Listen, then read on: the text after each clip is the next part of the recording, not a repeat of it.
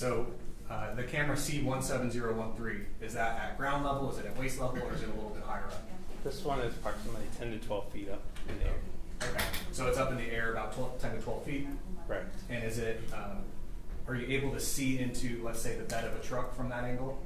Yeah, it's down at an angle like that, so it can see vehicles coming into the park. Okay. I want to talk with you about a second camera that's indicated on this. It's camera, I think it's 17008. Are you familiar with that camera? Yeah, that's this one here. Okay. And just so the record's clear, you're indicating right in the middle of that map, there's a little label. Can you tell the members of the jury what direction that camera faces, what level it's at, and what it would capture? That camera is approximately like 5 feet high. It's facing, there's a gate that's right there. That's the automated gate that's fixed. It's that shows the vehicles coming into that gate. Okay. And so you can go and grab a seat. Thank you, sir. Now, Mr. Sean, these cameras, you said that you oversee those cameras? Correct. Were those cameras operational on May 11, 2024?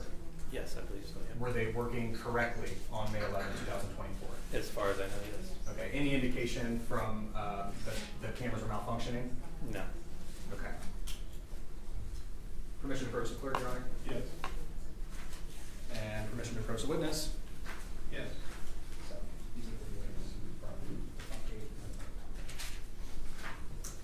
All right. Now, Mr. Sean, I'm handing you what's been pre-marked for identification as State's Exhibit 6 and State's Exhibit 7. So the first one is State's Exhibit 6. Do you recognize that one? Yes. Have you had a chance to review what's on that disc specifically? Yes. Does that disc contain the camera footage from camera C17013? Yes. And is it is it a fair and accurate representation of that camera footage from May 11, 2024? Yes.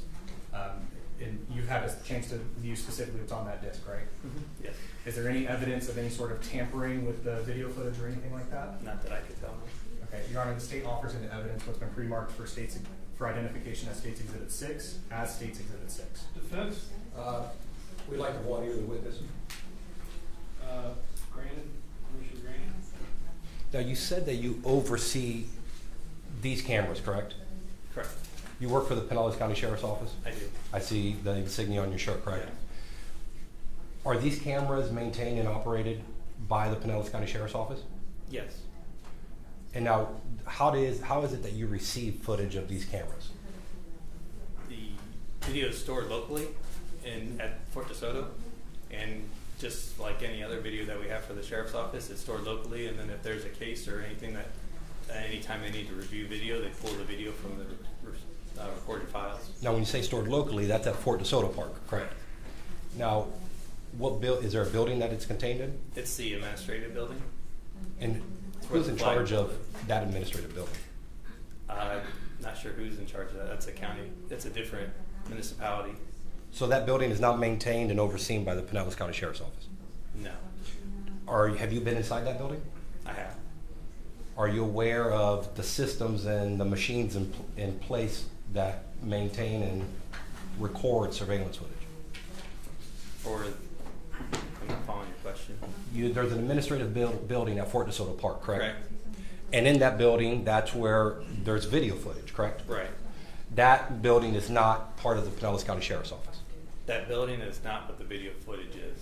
Okay. Now, inside that building, there must be some computers or some recording system Right. that allows for videos and photographs to be downloaded or recorded. Right. My question to you is, who maintains that specific equipment? Pinellas County Sheriff's Office maintains the Bosch equipment for these cameras. Pinellas County BTS maintains the computer systems, the business computers that the range masters and park officials use. Now, who's in charge of the preparation, testing, operation of this security equipment in that building? Of the camera system, that's myself. Even though it's on a separate location? Correct.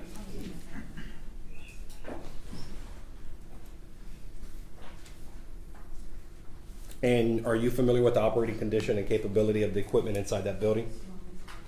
As far as the Bosch video system? Yes. Yes. No further questions. Thank you. Any objection? No objection. Or be admitted as marked?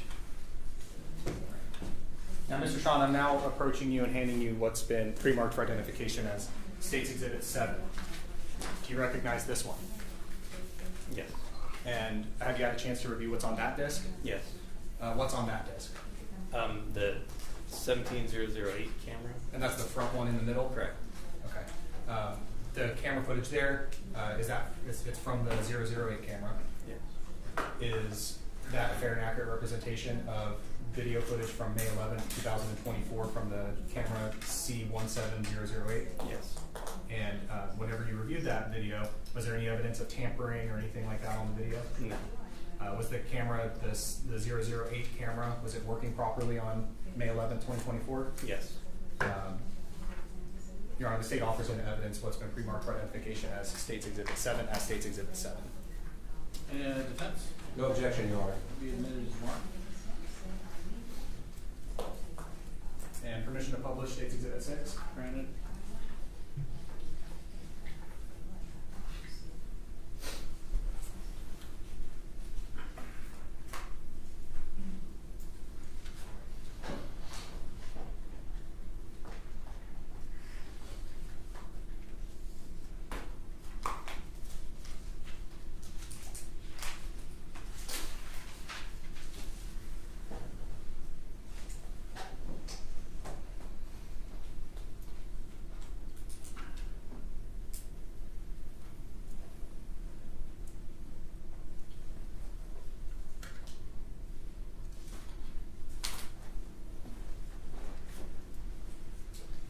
Your Honor, before we play the video, could we have the instruction on an edited recording? Sure.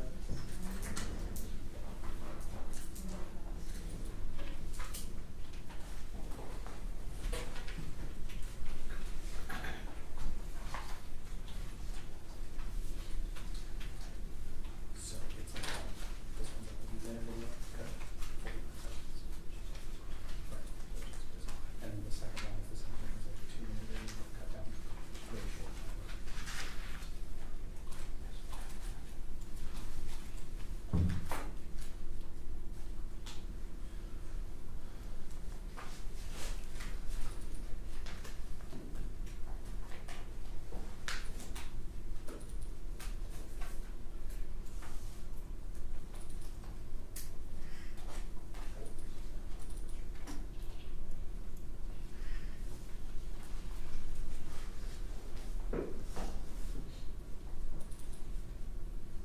And is this audio, video, or a combination?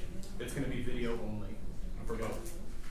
Members of the jury, you're about to view a video recording. The court instructs you that the recording has been edited to eliminate irrelevant portions that would not add to your understanding of the case. The fact that the recording has been edited should not concern you in any way and must not impact the way you view and consider this evidence. Thank you.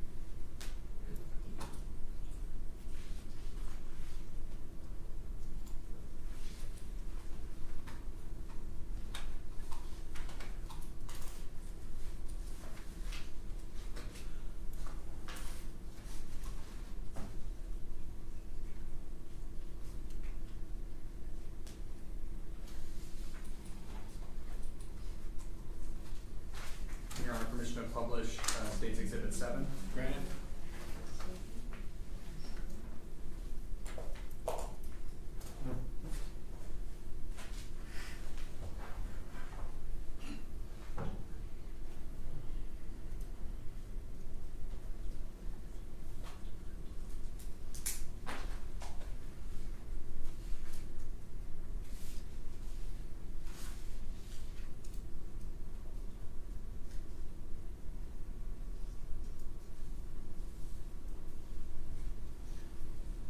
Mr. Sean, outside of collecting those videos, why did you collect those videos?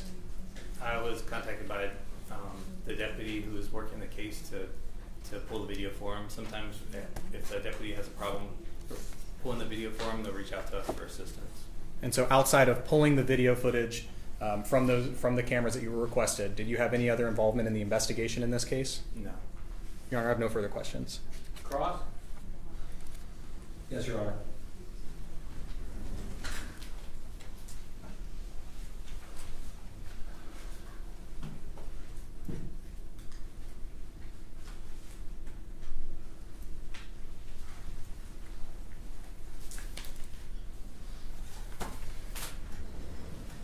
You had a chance to see these two videos in their completeness, correct? Correct. Obviously, this is not the whole video. Right.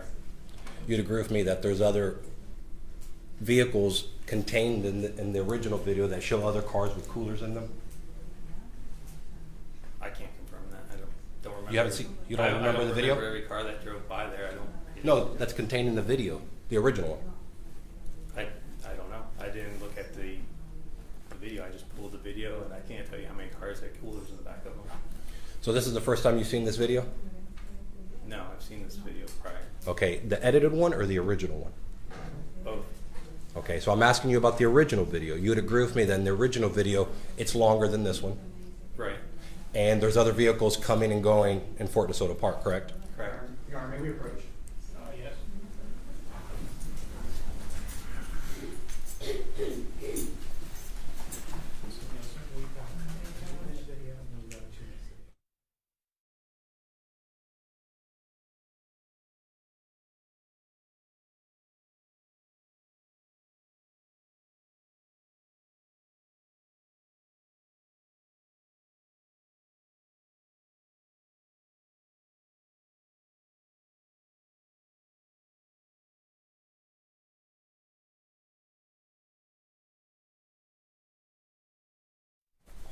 Now, if I understand your testimony correctly, is it that you don't know or you don't remember the original video containing other trucks with coolers in the back? That wasn't my intention. I was exporting the video. I wasn't looking for vehicles with coolers in the back of them. Understood. I'm asking about what you remember. I don't You remember. testified that you saw the original video, correct? Yes? Yes. Okay. I'm asking you based upon the last time that you saw the original, actually, that's a better question. When was the last time you saw the original video? It was within the last week. I don't remember it. Okay. So within that last week or so, do you remember seeing other vehicles, specifically trucks with coolers in the back, entering and exiting Fort DeSoto Park? Not that I recall. Okay. Now, would looking at the original video refresh your recollection? You could look at it and see if there's trucks with coolers in the back. Again, that's not what my intention was looking at the video. And we're not talking about any intentions. I'm just asking you questions, that's all. Yeah.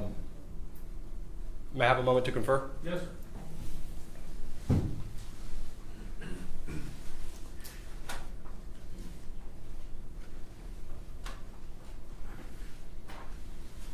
Do you remember how long the actual video was that you downloaded from the surveillance system?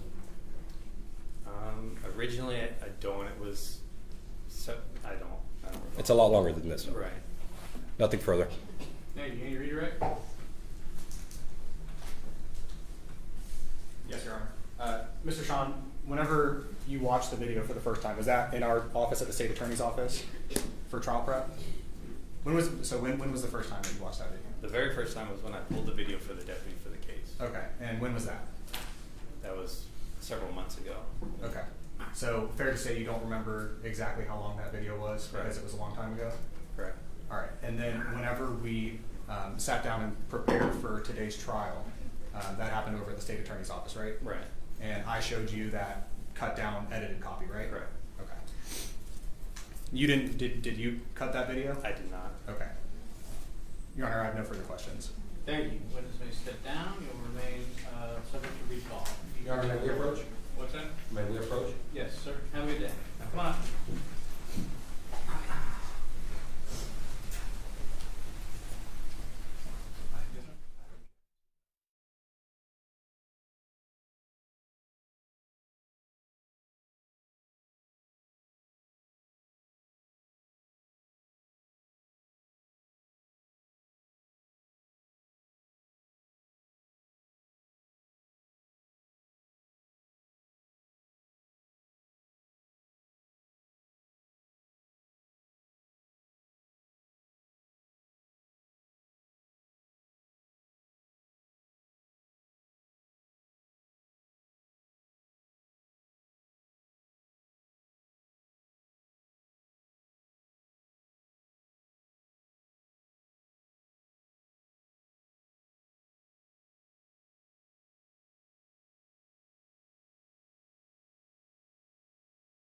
subpoenas in this case, just so you all know that. Yes, sir. When people are talking about being released, no one is being released from a subpoena. Other than the ones that we talked about up here that Yes, you sir. would like to remain. All right, call your next witness, please. The state calls Deputy Joshua Rosenberg.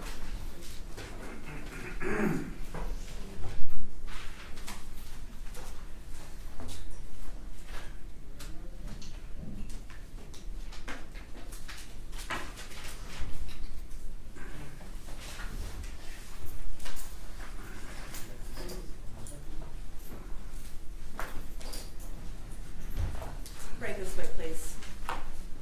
Just stand right here. Please face the clerk, raise your right hand, take the oath. Do you swear or affirm the evidence you're about to give will be the truth, the whole truth, and nothing but the truth? Yes, ma'am. You can have a seat here and just pull the chair and speak a loud voice for the court. Thank you.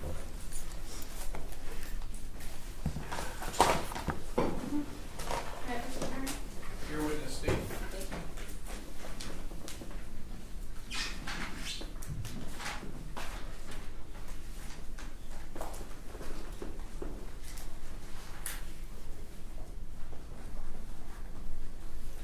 Good morning, Deputy Rosenberg. How are you?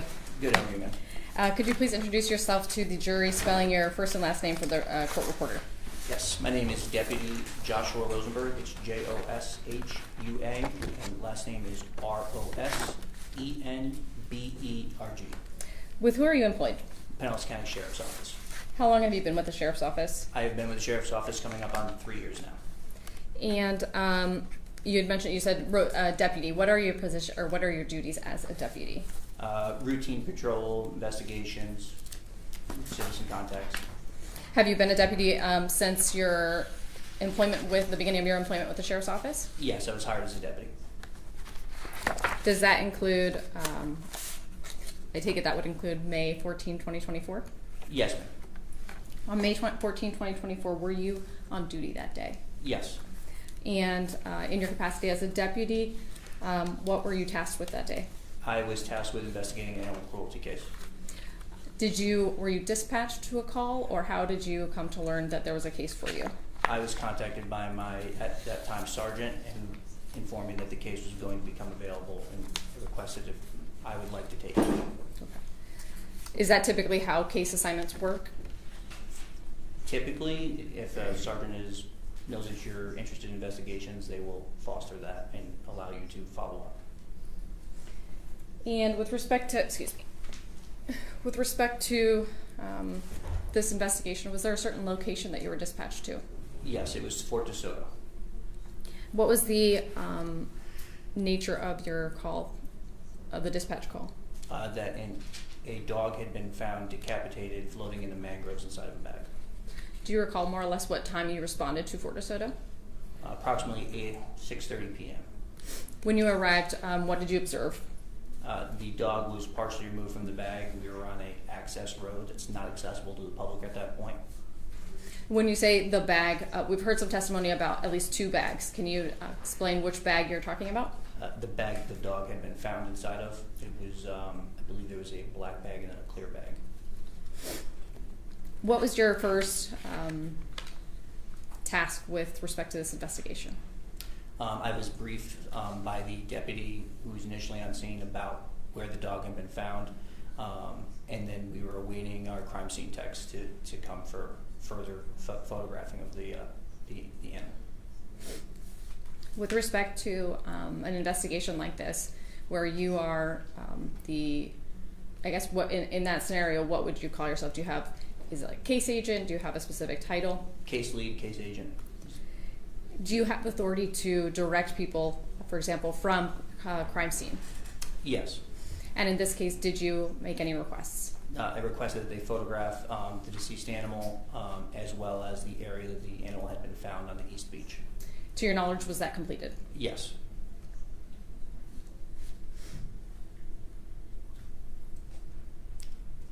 What other tasks did you have while you were there on scene, or what was your next step in your investigation? I also viewed where the animal had been retrieved, just to have a better working knowledge of the case itself. And then we stood by waiting for crime scene to finish processing, and then I also spoke with an animal services officer, Wooten, on scene. When you were there, did you observe Officer Wooten scan a microchip? Yes. From there, were you able to receive information from that microchip scan? Yes, we were able to receive the registered owner of the dog at that time.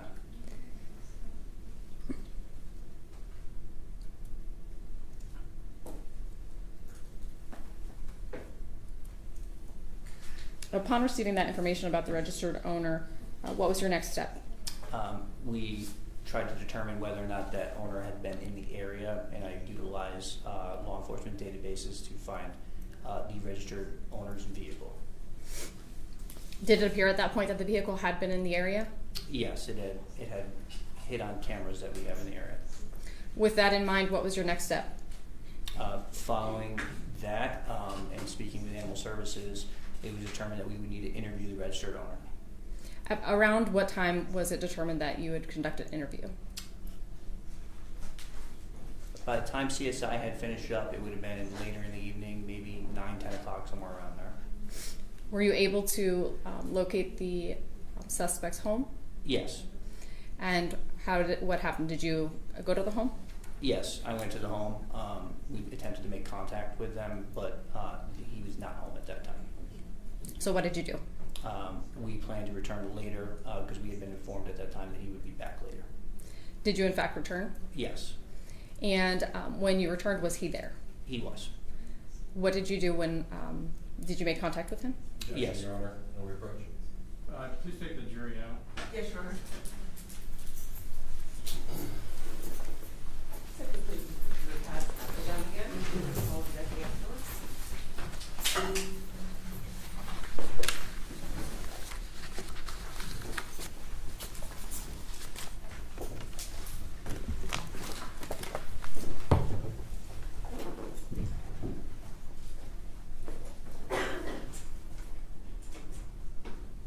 I don't hear the court.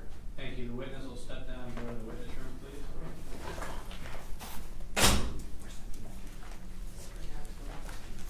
And what is your objection, sir? You want me to wait? No? Hearsay, Your Honor, hearsay. This testimony is trying to circumvent the hearsay problem that I brought up before to this court regarding the identification of the individual and the identification of the dog in question. The only way that they came to determine the suspect and determine the location of the home is all based upon hearsay. We're talking about the license plate, the registered owner of the vehicle, the owner of the dog. All that is obtained through inadmissible hearsay. So any result therefrom is inadmissible, and it lacks any exception to the hearsay rule. So let's talk about all these issues now, and in the future, the court would like these to be raised in pretrial motions and limine.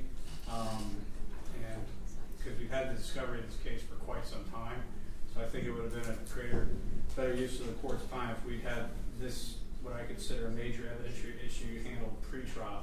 But can I have the response to the hearsay objection, including the objection to the thing? To my recollection, all this jury has seen regarding what you're saying is hearsay is a series of numbers and that one photograph. That's correct. Okay. And from the video we just watched, I don't recall any zoomed in license plate pictures or anything like that. No, Your Honor. However, the issue is... I want to get to the issue that I had. So that's all the jury has seen at this point, correct? That's correct. All right. So response to the hearsay objection, to the tag thing, to the numbers that they saw in the photograph, and I presume the testimony later on is going to be that that number matched up to the alleged actual dog in this case, so on and so forth. And I assume you're going to be calling a witness to establish that. So I'd like to hear the state's full response to the hearsay objection, so that we're not taking up this jury's time with, 20 bench conferences during the course of this trial. Yes, Your Honor. So with respect to the past few witnesses, I have not listed testimony that Domingo Rodriguez was the person identified through that microchip number. I also have not listed testimony as to what information, even the dog's name with respect to this microchip number. We do anticipate calling Lieutenant Captain Lindsay Martin from Animal Services. At that point, she is a custodian of record. She will testify to the adoption paperwork, which she maintains as a normal course of business. That adoption paperwork will have the information. It's a letter to Domingo Rodriguez from, it's from 24-Hour Pet Watch, and it has the microchip information.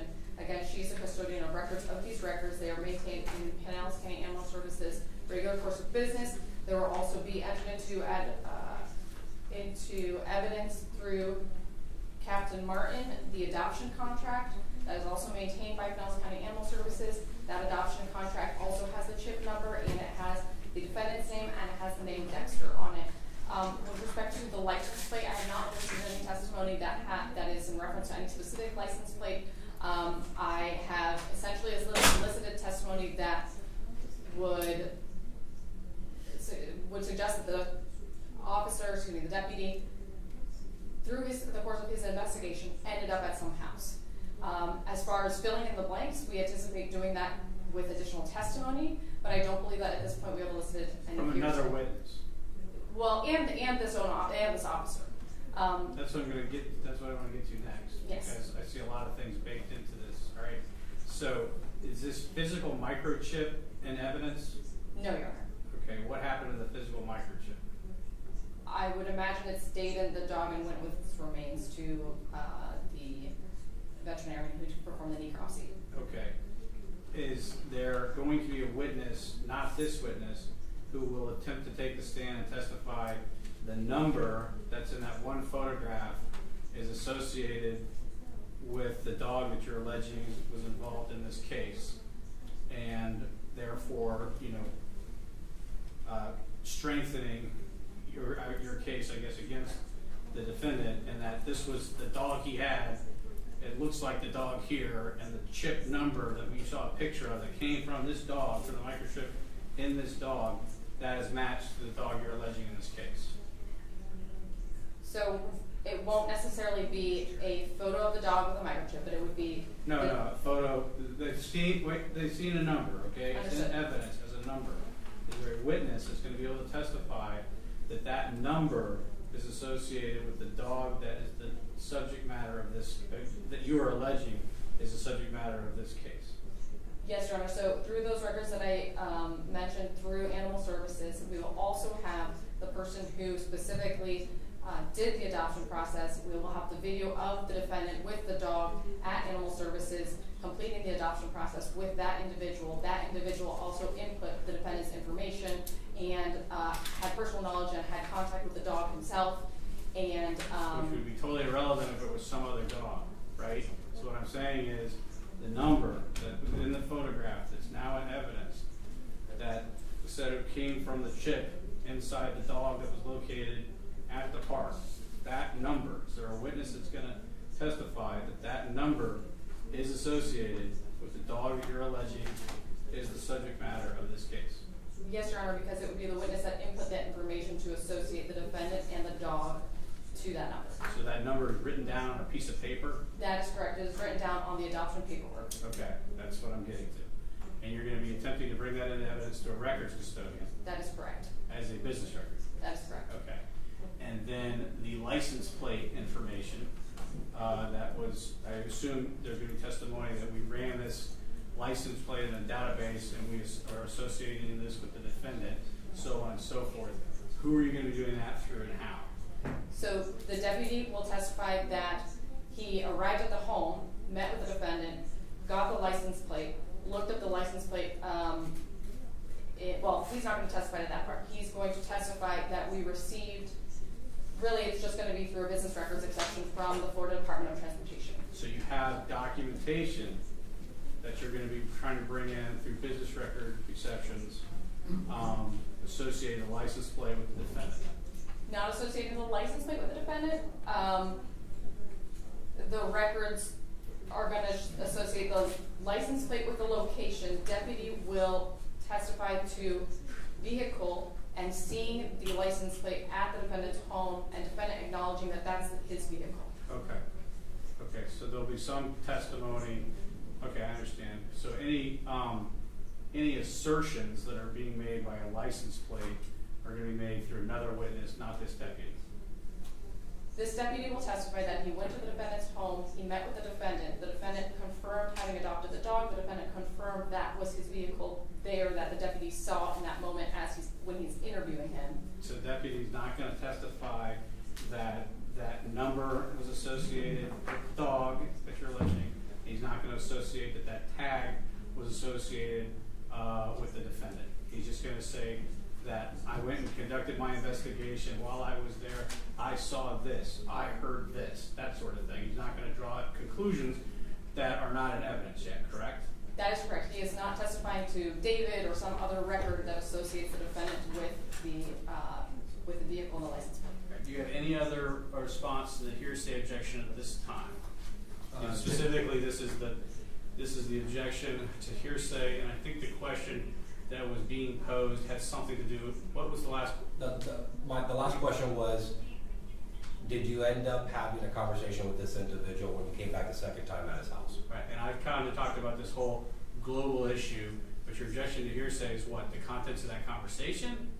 No, don't. Or how they got there, how they're referencing they got there? How they got there is based on inadmissible hearsay. Okay. At this point. Right, okay, any more response to that precise objection? Your Honor, they got their base, it's effect on the listener. Okay. And if it's an effect on the listener, then we'd ask that the jury not consider it for its truth, since it's not being offered for its truth. I'm going to overrule the objection because I don't think this jury has heard any hearsay or is about to hear any hearsay, and that's why I was very detailed on exactly what this jury has seen and what this jury has heard. There may be some legitimate hearsay objections down the road, but if this witness starts publishing evidence by way of his testimony that is total hearsay, there'll be an objection and we'll have a discussion at the bench about that at that time. I just wanted to make sure we were all on the same page. And again, moving into the future, we need to be having motions in limine on this issue when we're dealing with electronic evidence. All right? So let's bring in the witness and then bring in the jury and proceed. The objection is overruled. State, am I supposed to be marking that evidence? Yes, That please. evidence? Okay.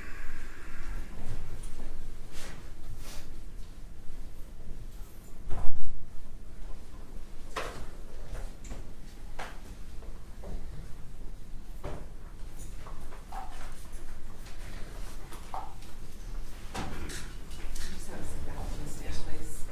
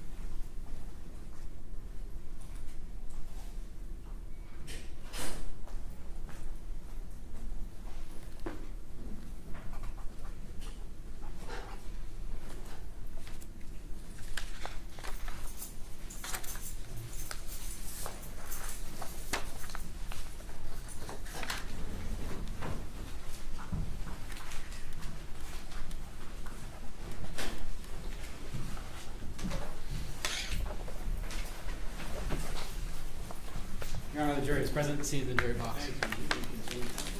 Okay. I believe I had last asked you whether, when you arrived at this house, did you make contact with the individual you were looking to speak with? Yes, on the second attempt. Did you identify that person, or Yes. did they identify themselves to you, rather? We identified them. Okay. Do you see that person that you spoke with here in the courtroom today? Yes, ma'am. And could you please indicate where they are seated and by an article of clothing? It's the gentleman wearing the blue sports jacket and the light blue undershirt. Are they to your left or to your right in the courtroom? They're to my right. I'd ask that the record reflect that the witness has identified the defendant. Defense? Stipulate that they have identified the person that they spoke with. Okay, the record reflect the in-court identification. When you spoke with this person, what was the intent as far as what did you plan to ask him?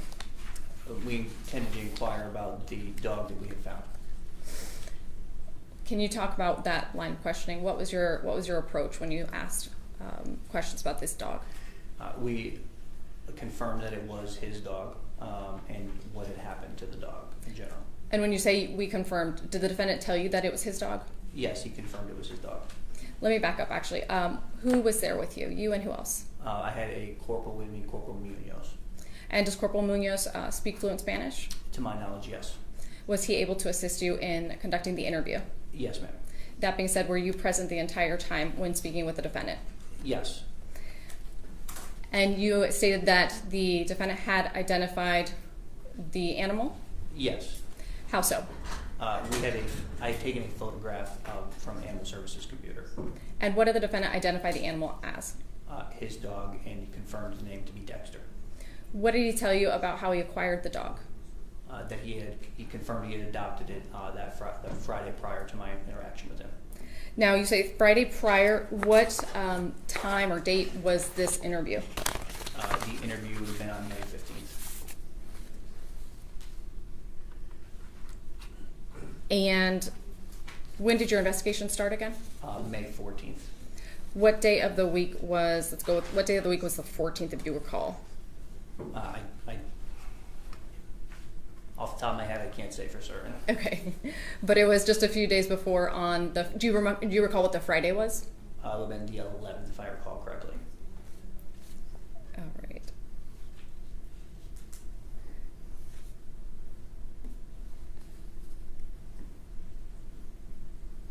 And where did he say that he adopted that dog? The Animal Services. It would be located on Alberton Road.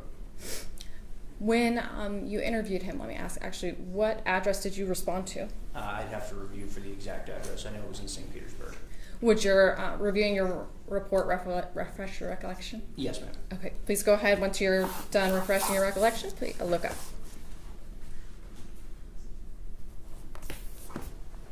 Okay. Has your memory been refreshed? Yes. And what address was that you responded to conduct this interview? 3367 66th Way North. So the defendant had mentioned that he had gone to Animal Services. From where did he say where he went next? After picking up the dog? Correct. Not that I recall him discussing after that. What was the next question that you had for him, or the next line of questioning you had for him after he admitted to having adopted that dog? We inquired if he knew where it was. And did he? He indicated that it had been let out or ran away. What were the details of that, of saying it was let out? When did he say that it was let out? From my recollection, that was his initial take on it, that the dog had been let out, is what he had told Animal Services, and then he then believed that it had escaped when we talked to him. When you say let out, what was your understanding of what the defendant was saying as far as let out? Let out. Sustained. Did he indicate where he meant when he was talking about letting out the dog? That the dog had been let out by his wife. Do you know if that was through the front door or the back door? It wasn't disclosed. Can you describe that property? It's a fully fenced-in home. It's a blue house, if I remember correctly. It has a white fence. And I think, if I remember correctly as well, the rear of the home has a cinder block wall, like 6 foot, 5.5 feet, 6 feet tall. Is that fence fully enclosed? Yes. When you arrived, were any of the fence gates open? No. Permission to approach the clerk? Correct. I'm handing defense a copy of what the state will retrieve as 8A through 8J.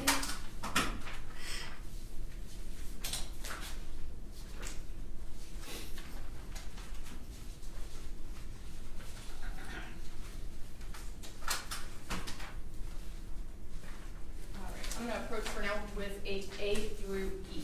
May I approach Runner? Yes. Could you please take a look at these photos? Yes, ma'am. Do you recognize those photos? Go through them, please.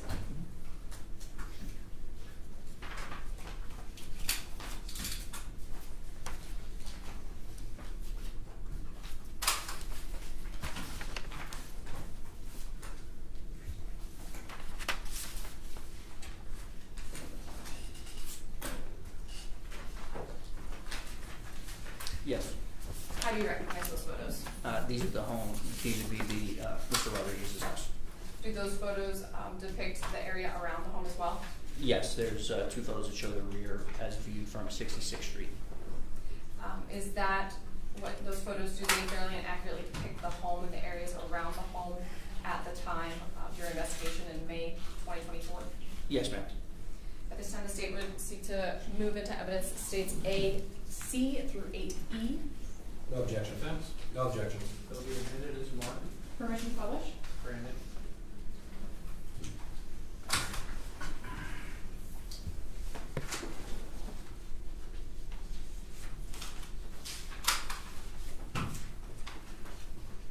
Starting with 8A, what are we looking at here? That is the front of the home. Is this the home that you responded to on the, would it have been the evening of the 14th going into the 15th, or already going into the 15th perhaps? Initially, it was the evening going into the 15th, and then early morning hours on the 15th. Is this where you conducted the interview of the defendant? It's where we began. We then moved to the rear of the home. Looking at is there a fence around this home? Yes, it's a white privacy fence. Is the fence in the same condition or similar condition as when you observed it that day? To my recollection, yes. Noticing specifically, is there a gap underneath what would be, I guess, the left side of the fence when we're facing the photo? Yes, it's a small gap. Did you observe this gap in person? Yes. Looking at states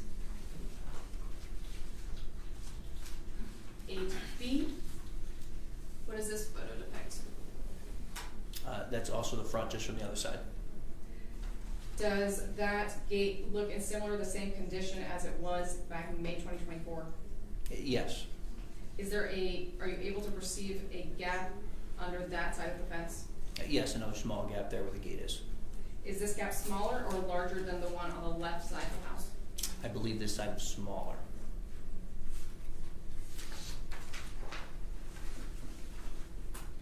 Looking at 8C, is this just another angle of the house from further away? Yes, that's the same house over there on the left with a gray truck. Looking at 8D, what is this view?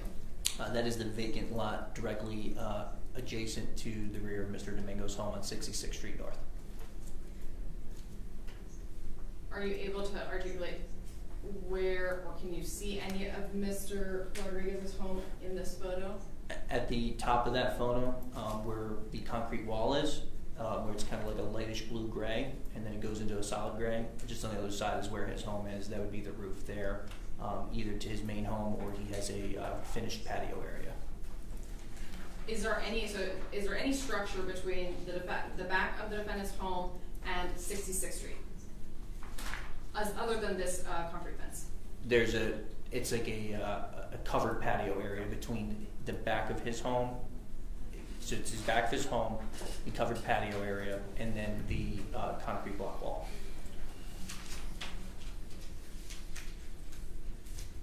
Looking at states 8E, what are we seeing here? So that is the rear of his house. You can see better from this angle the patio. That's the structure you see there, just on the other side of the white fence, and there's a small shed in the backyard. Your Honor, may I approach the witness to the pointer? Yes.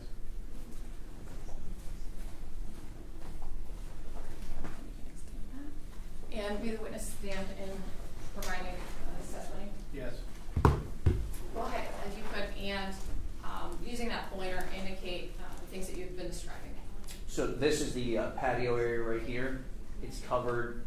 It's like it's open on the front, but there is a wall here. There's like a bar area, a seating area there, and then this is the shed that's in the backyard, and then the main house can be seen here where the window is. Now, looking at this angle from the back of the home, does it appear that the fence continues to be fully enclosed around? Yes, ma'am. Did you notice when you were there any gaps in the fence? None other than the ones underneath the gates up front. All right, thank you. You can take your seat.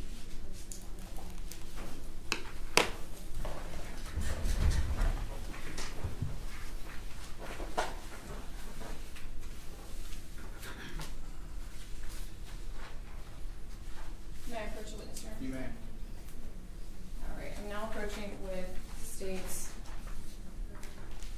8F, G, H, I, and J. If you could go ahead and review those, please.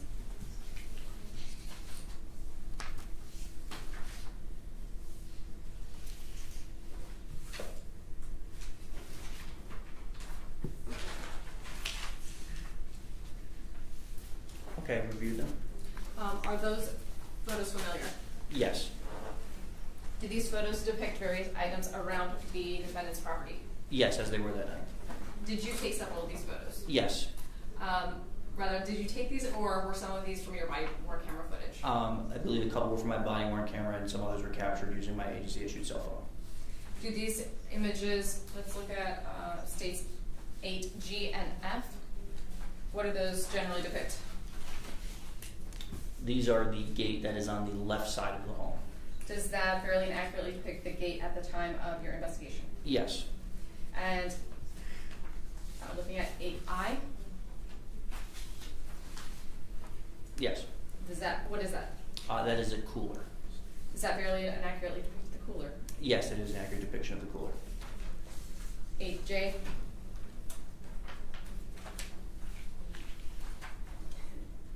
Yes. do you recognize that as footage from your body-worn camera? Yes. And 8H. Is that a fair and accurate depiction of a garbage pail at the defendant's home? Yes, ma'am. At this time, the state would seek to move into evidence 8. You're at F through J. Defense? No objection. The admitted is marked. Permit to publish. Granted.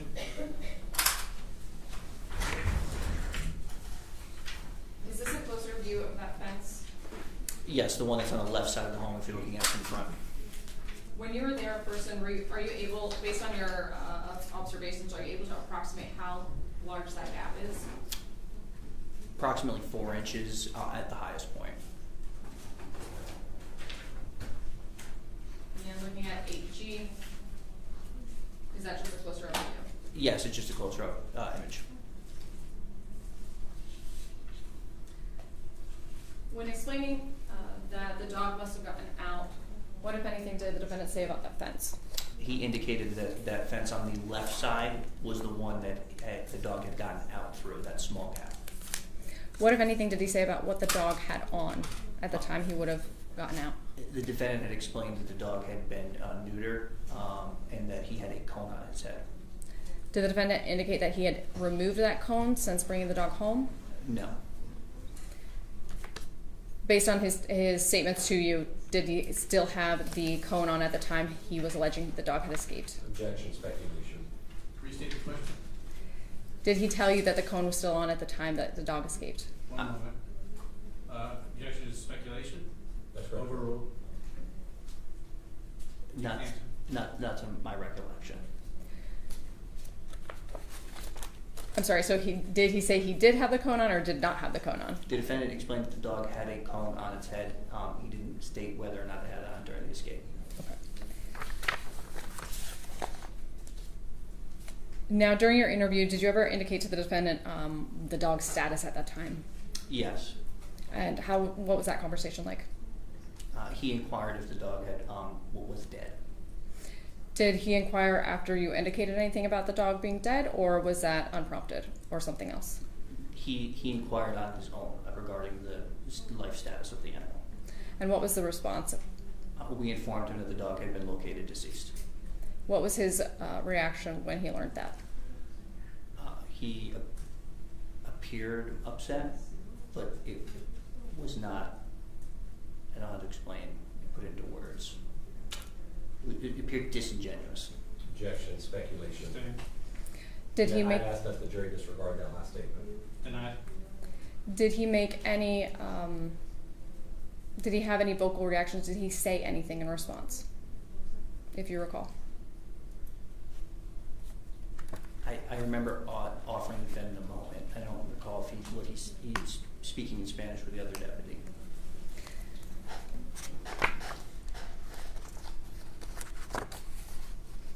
What did you ask the defendant, if anything, about his whereabouts at the time that the dog was found? We inquired in general for his activities on that Saturday, and he did specify that he had woken up and looked for the dog. Where did he say he looked for the dog? He stated that he looked for the dog in the neighborhood that he lived in. Did he say how long he looked for the dog? He did specify a time. He just said it was approximately 7 a.m. Did he provide you a schedule or a, did he provide you a list of things that he did that day or an order? He indicated that he had looked for the dog, performed what he described as unofficial Uber trips to and from Fort DeSoto, and then also stated that he was going to be fishing that day. Did he tell you what time he woke up? He said it was at 7 a.m. What time,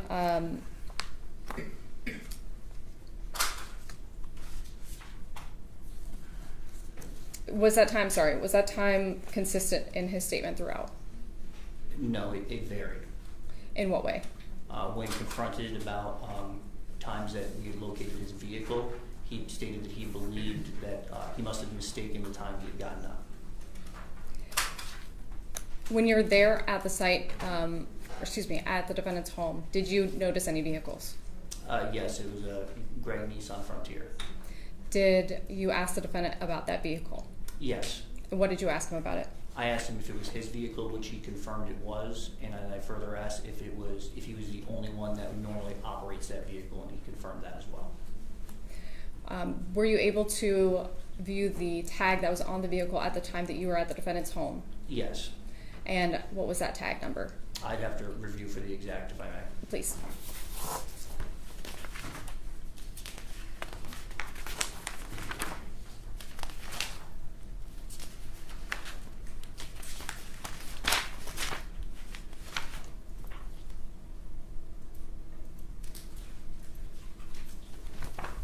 The tag would be Papa India Hotel 22. Can you use a non-military lingo? PIH 22. Thank you.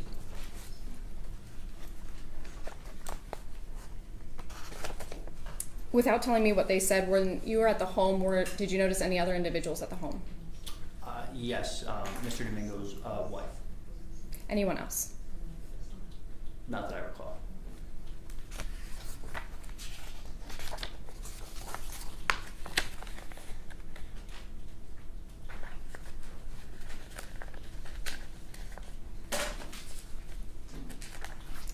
Permission to publish states 8H. Granted.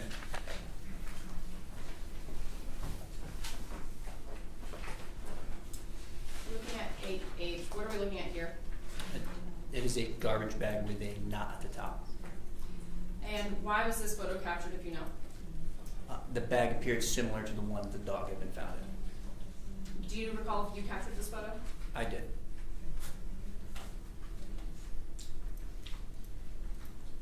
What, if anything, did you do or ask to be done with that bag? Not that bag in particular. There were other bags on scene. The original roll was collected. And what did you do? You collected it and did what with it? It was submitted into evidence for processing to see if it was the same as the one that the dog was located in.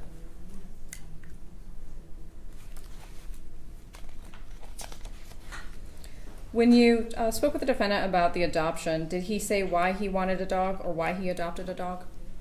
He indicated that he wanted a guard dog.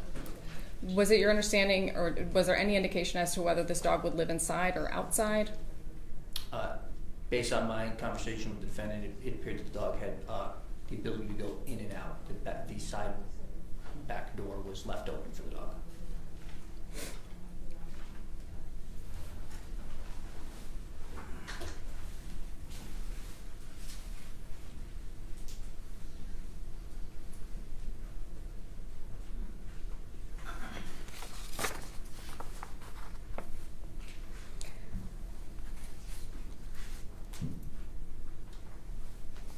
Once you completed your interview with the defendant, did you use the tag information that you had, the tag that you had observed? Did you take that tag and do anything, make any requests with it? Yes, there are several tow booths in the area of Florida DeSoto, so a request was made to the Florida Department of Transportation to see if their tow booth cameras had captured the defendant's vehicle. Ultimately, did you receive a response? I did. Permission to approach the clerk? Granted.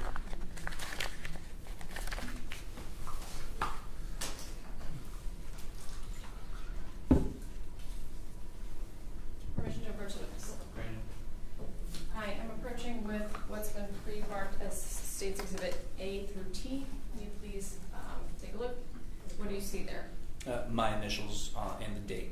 And why are your initials there? Because I verified that the contents of the device were the ones that I viewed from the Florida Department of Transportation. Permission to approach the clerk. Granted.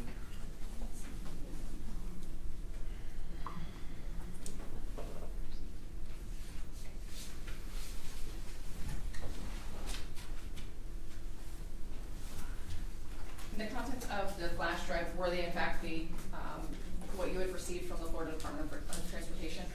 Yes, they were videos from the Florida Department of Transportation. And I'm handing copies to defense counsel.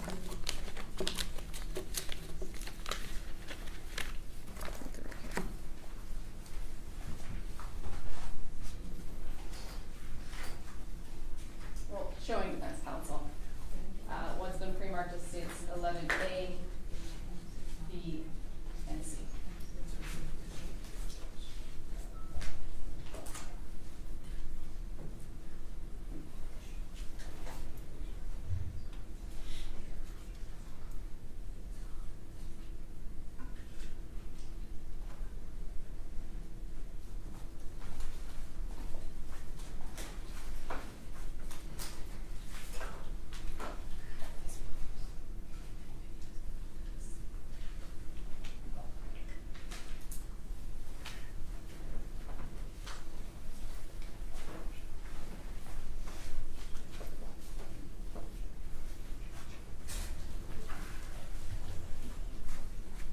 May I approach the witness? Yes.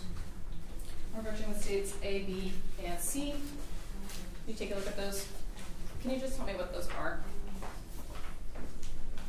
They are business certificate records from the Florida Department of Transportation. And do those have a seal on them? Yes. And to your knowledge, are these associated with the files that are on that flash drive that we looked at? Yes, to my knowledge, those are for those files.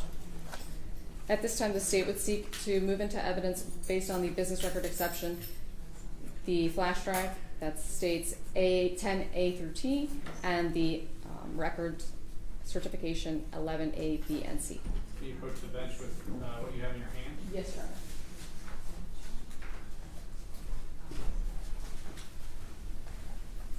Any objection from the defense? Yeah, I'd like to voir dire the witness. Permission granted. And I will take judicial notice and admit the documents that are marked 11A, B, and C. So those are admitted as evidence. Counsel, you can approach the bench. Oh, You may voir dire the witness. Those have been admitted. Now, The documents that have been admitted have Fdot at the top, correct? Yes, sir. That's Florida Department of Transportation? Yes, sir. That's not what's located on your uniform, correct? Correct, sir. You're with the Pinellas County Sheriff's Office, correct? Correct, sir. Have you ever been employed with the Florida Department of Transportation? No, sir. Did you prepare these documents? No, sir. Do you have any knowledge as to how they maintain and operate their records? I do not, sir. Now, you had a chance to see what's in that little flash drive that you were showed with your initials on it? Yes, sir. Without getting into the specifics of what's contained on the USB, you'd agree with me that there's going to be photographic and video evidence on there? Yes, sir. You've had a chance to see those videos before coming to court today? Yes, sir. Now, you didn't download those videos, correct? I did, sir. Okay. But those videos came from the Florida Department of Transportation, correct? Correct, sir. They were sent to me. Okay. That's up in Tallahassee, I'm assuming? Maybe. I'm not sure, sir. Not at the Pinellas County Sheriff's Office here locally. Correct, sir. Okay, those videos are not stored here locally. They're stored somewhere and governed and controlled by the Florida Department of Transportation. The originals, yes, sir. Okay, and those are, I'm assuming, some cameras or surveillance cameras that captured something, correct? Yes, they're mounted on the toll booths. Okay, those cameras are not operated and maintained by the Pinellas County Sheriff's Office. Correct, sir. They're maintained by the Florida Department of Transportation. To my knowledge, yes, sir. Okay. Now, along those lines, since you're not affiliated or employed by the Florida Department of Transportation, you have no way of testifying to this jury how those cameras operate and their capabilities, correct? Correct, sir. You don't know what systems are being used in regards to recording what's contained on those, or to what's captured, if you will, on those cameras? Correct, sir. You don't know about the procedures employed at Florida Department of Transportation regarding the preparation, testing, operation, and security of the equipment that's associated with those cameras? That's correct, sir. And you're not aware of the security surrounding the system itself that obtains these videos? No, sir. You don't know who has access to it. You don't know where they're stored, correct? Correct, I don't.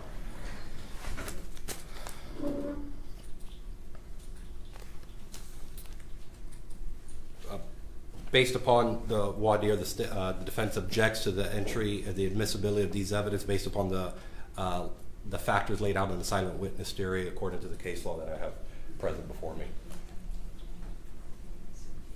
And I can approach.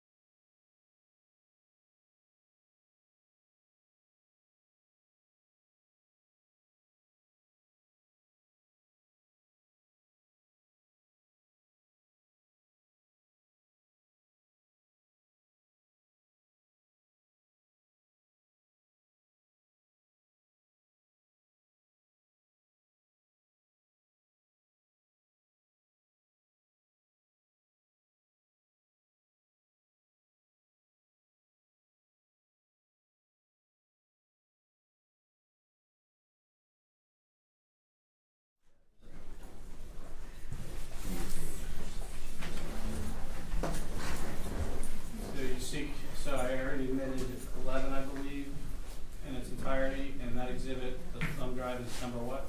10. Right. It's 10, 813. It's admitted over the defense objection.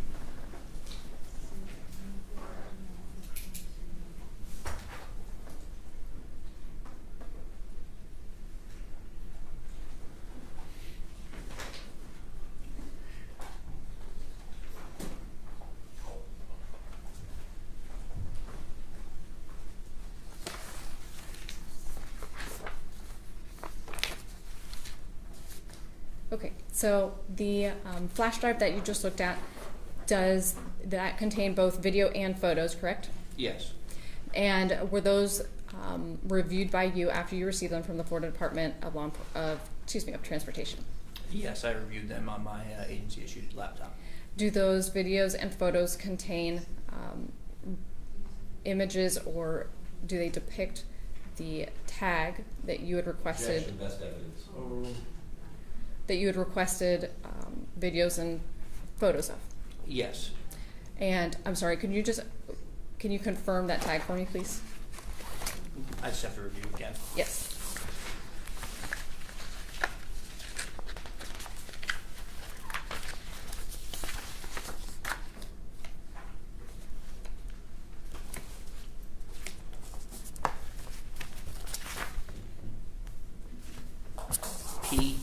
PIHN22. Thank you. Now, when you made that request, did you make a request for specific locations, or how did you make that request? For specific locations as they pertain to Fort DeSoto. And what specific locations? There are 3 toll booths located down there. One as you exit St. Pete Beach going eastbound. There's another one that is as you enter the Bayway westbound from St. Petersburg, and a third that captures southbound on the Bayway prior to the bridge before Fort DeSoto's boat ramp. I'm approaching defense counsel with 9A, B, and C copies. May I approach the clerk? You may. May I approach the witness? Yes, you may. Thank you. All right, I'm handing you what the pre-marked as 9A, B, and C. Can you please take a look at these photos?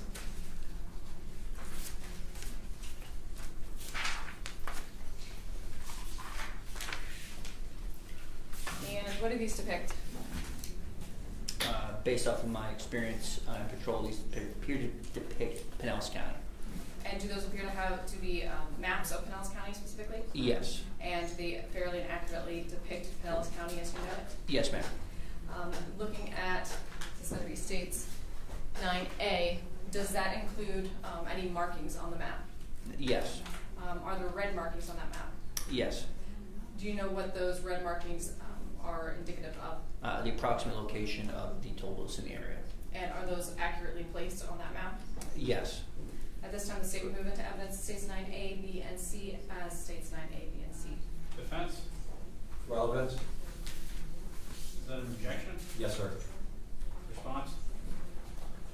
Would you like us to approach? No, it's not really. Your Honor, this is to assist the jury in the deputy's testimony, in understanding the deputy's testimony. Okay, so it's being a demonstrative, you're not moving into evidence? No, I'm moving into, it's also relevant because it's showing the exact locations that the deputy is testifying to. Overruled. Permission to publish. Granted. Okay, looking at states 9A. Are these those dots that you had mentioned? Yes, ma'am, with a fourth included, which would be the Skyway southbound toll booth. Would you mind indicating with the pointer the fourth that you're referencing? Yes, ma'am. That would be this one right here. That's the one that is southbound on 275 for the Skyway. And did you request records for that fourth? No, ma'am. Why not? Because it doesn't have any relevance to Fort DeSoto. Those 3 would be sufficient because that's the only way to and from Fort DeSoto.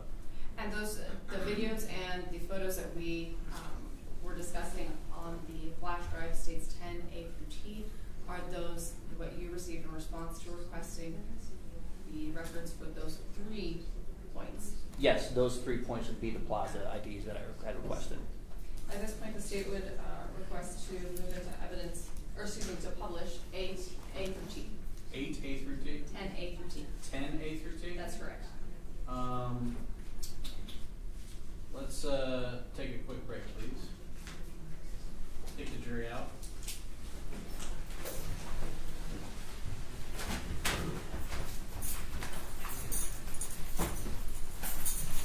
Your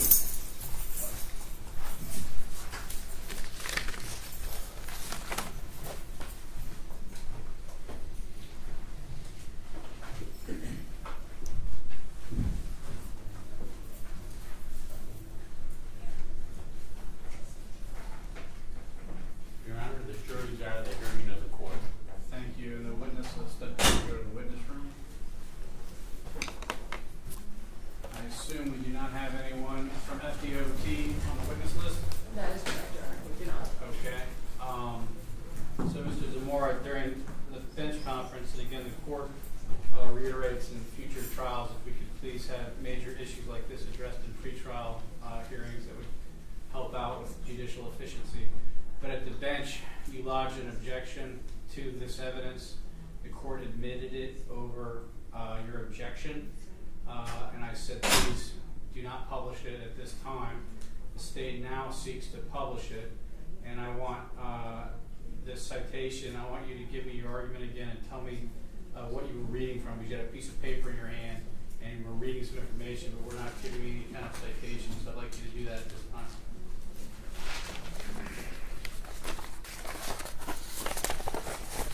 I have copies for Your Honor and the state. Yes, please.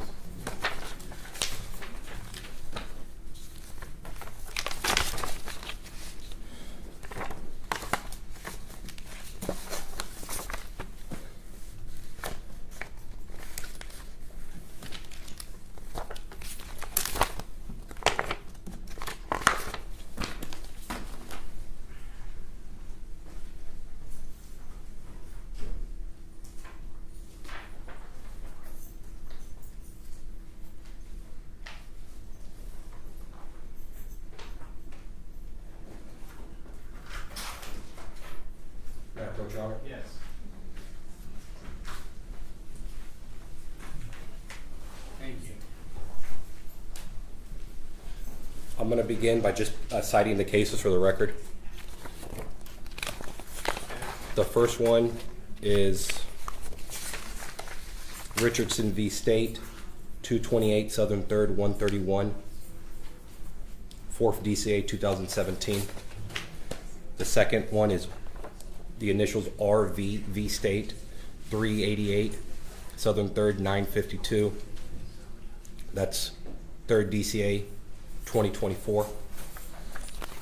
Kober v. State, 383 Southern 3rd, 114, 4th DCA 2024. Abdallah v. State, 3rd DCA 2021, 335 Southern 3rd, 696.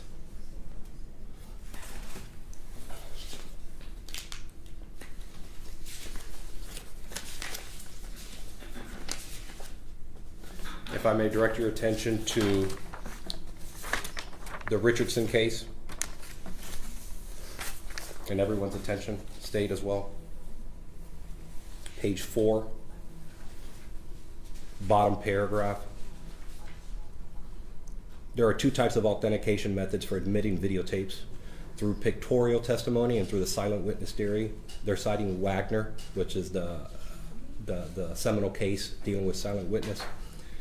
As we have explained, relying on cases from other jurisdictions as well as treatises on evidence, the First District concluded that the videotape was admissible.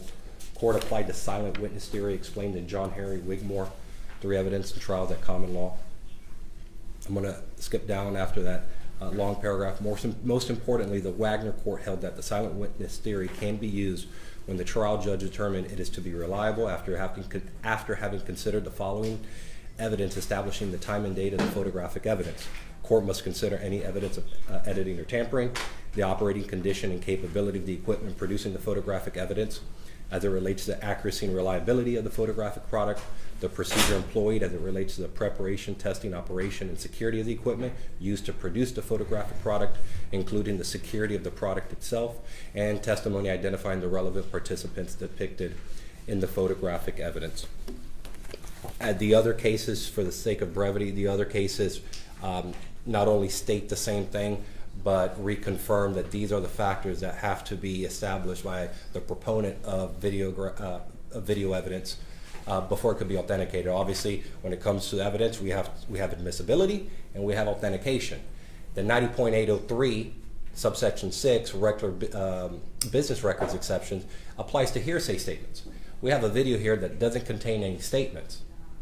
That 90.803 cannot suffice to authenticate a videotape evidence because the court's clear there's only two ways you could do that: silent witness or somebody having a fair and accurate knowledge of the contents depicted in the video and the photograph, which is what we've been doing all day with the witnesses and the admission of the photograph. Do these pictures appear to be fair and accurate? They have personal knowledge of what's contained in them. But since we don't have somebody that was standing at the toll booths, standing there on the specific date saying, yep, I have personal knowledge that that's a fair and accurate depiction, the only other way the state can, in good faith, admit this evidence is through the silent witness theory, which they cannot do because they don't have somebody from the Florida Department of Transportation to testify as to the underlying capabilities about this system, how the video is recorded. And that's the same position that I had with Mr. Shawwick. I did the voir dire. He established the same line of questioning that I asked Deputy Rosenberg, and he said yes to it. So the defense had no legal objection because they established the silent witness theory. This is the case that we have, the present issue that we have is completely different because Rosenberg cannot testify as to these the Wagner factors in order to admit this under the silent witness theory, which is that's the only way you can get it in. Thank you.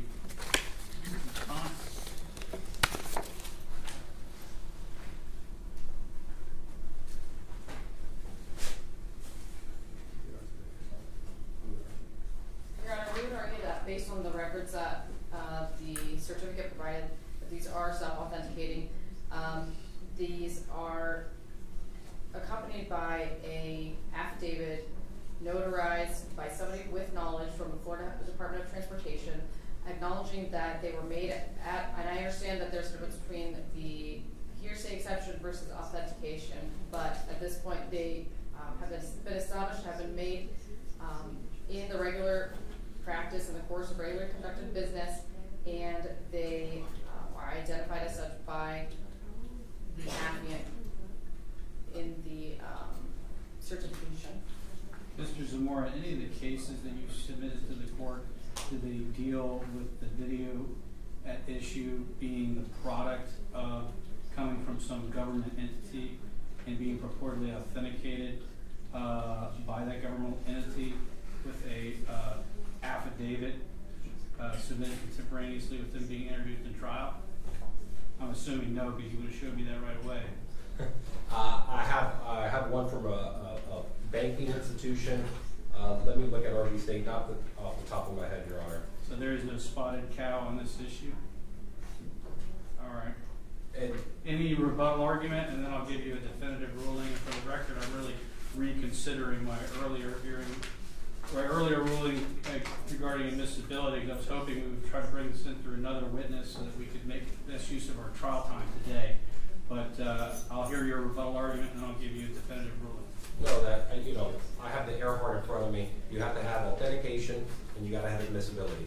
If this was a record from Fdot regarding their business records and documents, I have no leg to stand on because these records are coming in. But this is not a hearsay issue. That certification only applies to records kept in the normal course of business. We have photographic evidence which requires authentication by a witness, and you need both. Obviously, if there were statements contained in the video, they have a hearsay issue, and that's taken away from that would be relieved by the certification. But the authentication of the video itself, you need to have it authenticated, and there's only two ways to do that. The court also has the document you were just referring to, Earhart, the 2024 edition. And the court will overrule the objection. The court finds that the evidence is authenticated through the affidavits, which comprise states 11A, B, and C. And your objection is preserved for the record, and obviously they're admissible as well. But the court will permit you, obviously, to make whatever argument you want, including with the witness. as to the weight the jury should give this evidence. Yes, sir. So once this person comes back in, or once we resume with this witness, how much longer do you have on direct? I would say I'm at least halfway through, if not more. Okay. And then who do you have after this witness? We've got Detective Payton, and then we have our vet ready to testify today, the forensic veterinarian. Okay. I would suggest putting the veterinarian on before. How long is Payton? So he's the digital forensic analyst. His direct, I have it at 21 questions, but some of it is sort of like a back and forth bouncing. It's more just like, these are the topics that we're hitting.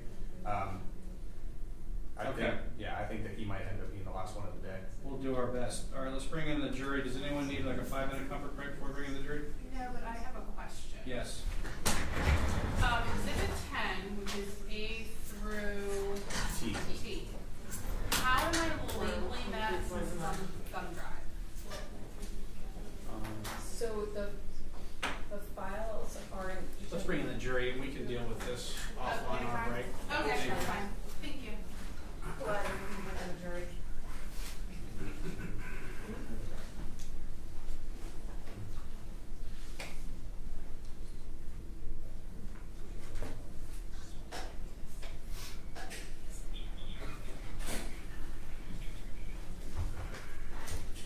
All right, bring the witness in too, please.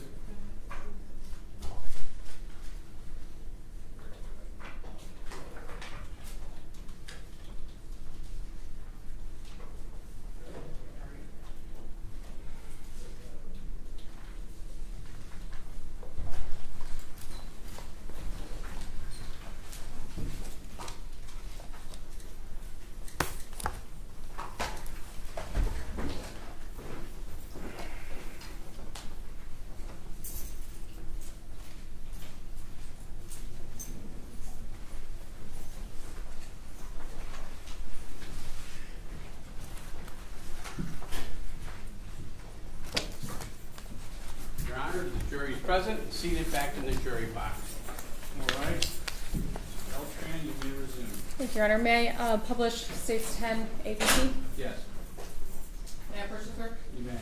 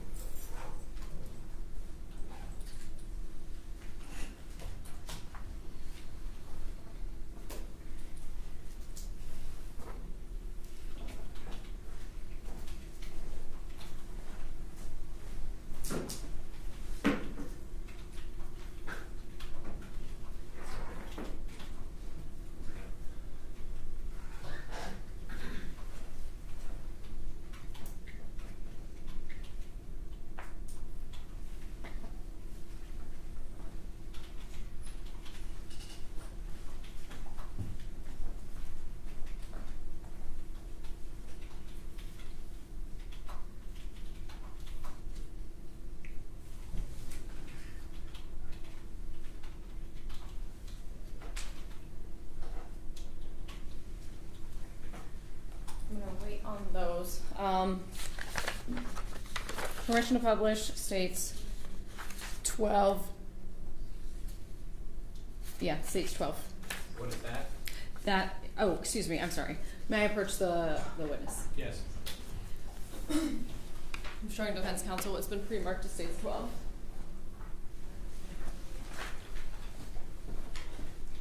All right, approaching states 12. You take a look at that. Do you recognize that? Yes, ma'am. And how do you recognize that? That is a screenshot from the videos obtained through Florida Department of Transportation. Does that very accurately depict a still moment in time on that video, on one of the videos? Yes, ma'am. Permission, or at this time the state would move into evidence what's been pre-marked as states 12. Defense? Same prior objection, Your Honor. Very good. There'll be admitted over objection to the rule. Permission to publish? Granted.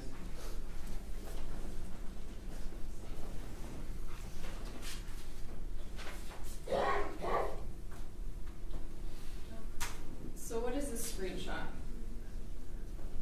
That is a screenshot of Mr. Rodriguez's Nissan truck going through the toll booth. Why did you take this screenshot? because it depicts the truck going through the toll booth at the time that we had determined it to, and there's a cinder block. It's kind of hard to see with the shadow in the back of the truck, as well as the cooler is present. And why did you note the cooler?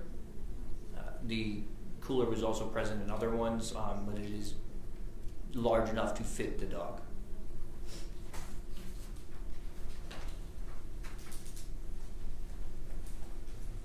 Permission to publish what's already been admitted, 8I and 8J.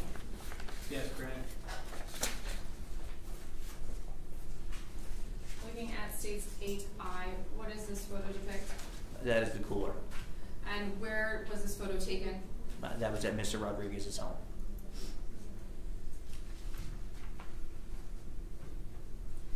And I know this one might be a little tough to see. We're looking at 8J. What is this a photo of? That is a still of my body worn camera from the night of the interview. Mr. Rodriguez showing the bed of his truck. And why did you take a screenshot of that body worn of the bed of the truck? To depict the lack of cinder block in it. The cooler, where was that found? Where in the home was that found? That is on the back patio area that I described previously.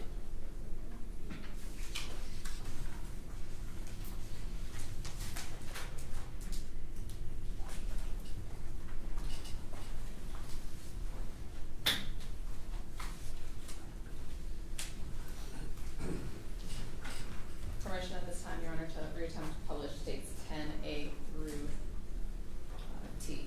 Granted.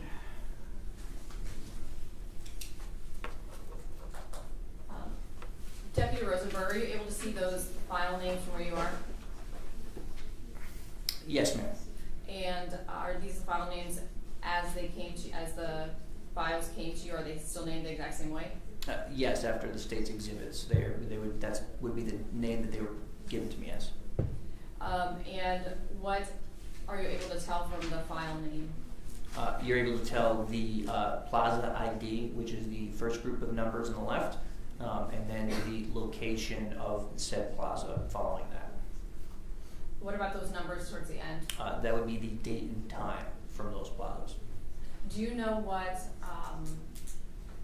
time zone that time is listed in? I believe that's the UTC time. So specifically looking at the file name only? Oh, I'm sorry, on the file name only, that would be the Eastern Standard or Eastern EDT time, Eastern And Daylight what time. time is indicated on this file name?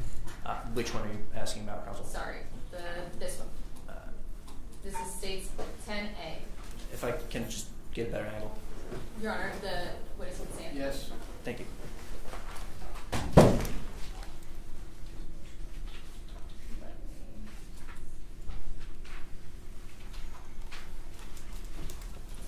7:30 in the morning. Now you mentioned UTC. Is there a reason you mentioned UTC? Some of the files depict that it shows on the top of the video, it shows a UTC time instead of an Eastern Standard Time. Is that going to be on the photo files? If I recall correctly, yes. Do you know the difference between Eastern Standard Time and UTC? It is -4 hours for Eastern Standard and -5 for Eastern Daylight Time. Is that just depending on the time of year? Yes. Publishing states 10A.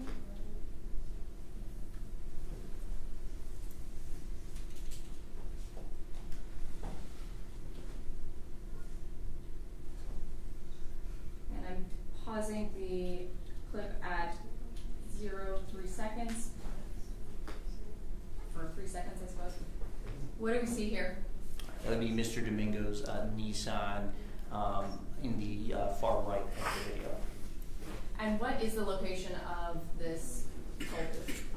This plaza is as you exit St. Pete Beach, driving eastbound on the Bayway. So would this be towards or away from Fort DeSoto? It would be in the direction of Fort DeSoto.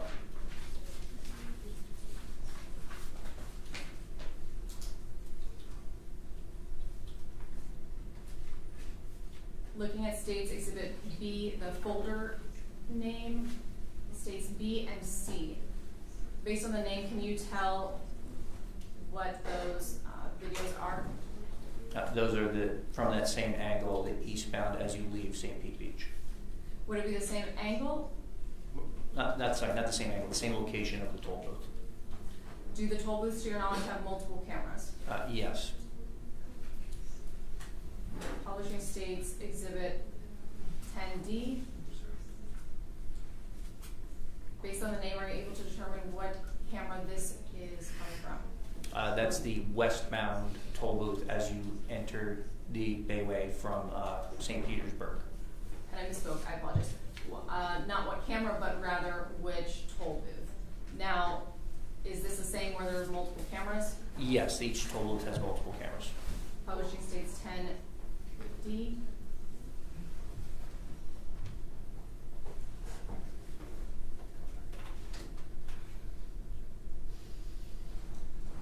And I'm pausing the clip at approximately 5 seconds. Using your pointer, can you indicate where, if at all, we see the defendant's vehicle? Yes, ma'am. May I stand, Your Honor? Yes, sir. It's over here on the left side of the screen. And what, if anything, is in the bed of the truck? You can see from this angle that the aforementioned cooler is in that. And are you able to tell, based on the file name, the time of this clip?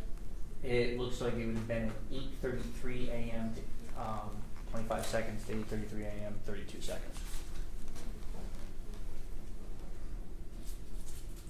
Looking at the file names for Exhibit E and F, are those additional files just from a different angle? Or Yeah. different, additional views? Yes, from the same toll booth.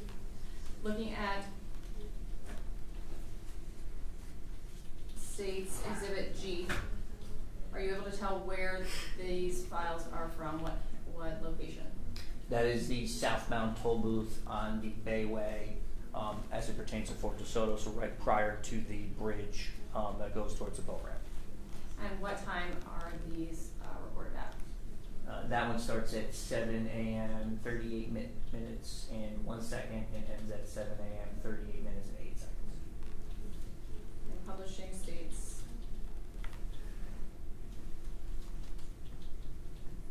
10G.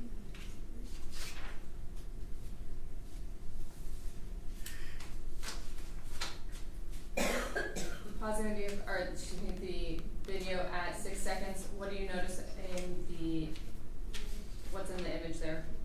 It's Mr. Rodriguez's vehicle. It appears to be occupied one time, and there is the cinder block there and the pool on that side.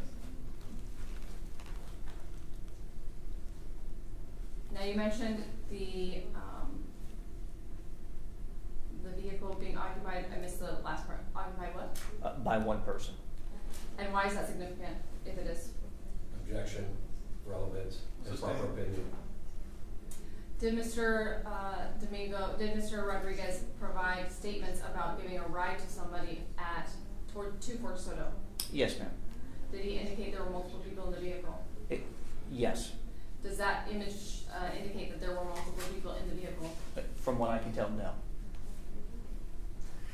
And looking at H and I, are those also just additional angles from that same location?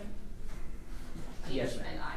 Yep. And then looking at State's Exhibit J, are you able to tell the location from the name of this file? That is the southbound location again.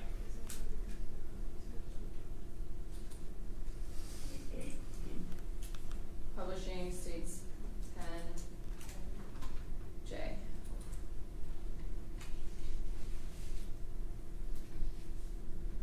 And what are we seeing here? Mr. Rodriguez's vehicle again, with the cinder block, fishing pole, and cooler. What time was this at? 8:42 it starts at in 6 seconds and ends at 8:42 in 13 seconds. States K and L, are those additional angles of the same camera or the same toll booth? Yes. Publishing States Exhibit M. What is Stacy's M showing?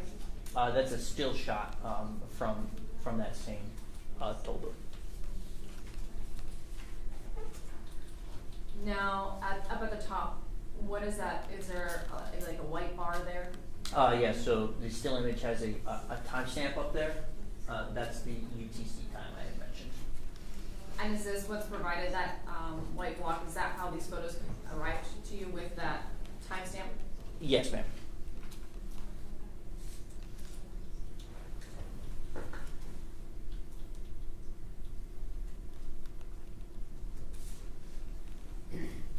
Are these additional photos from the same toll booth plazas? States Exhibit N and O. And then one from southbound, yes. Looking at States Exhibit P.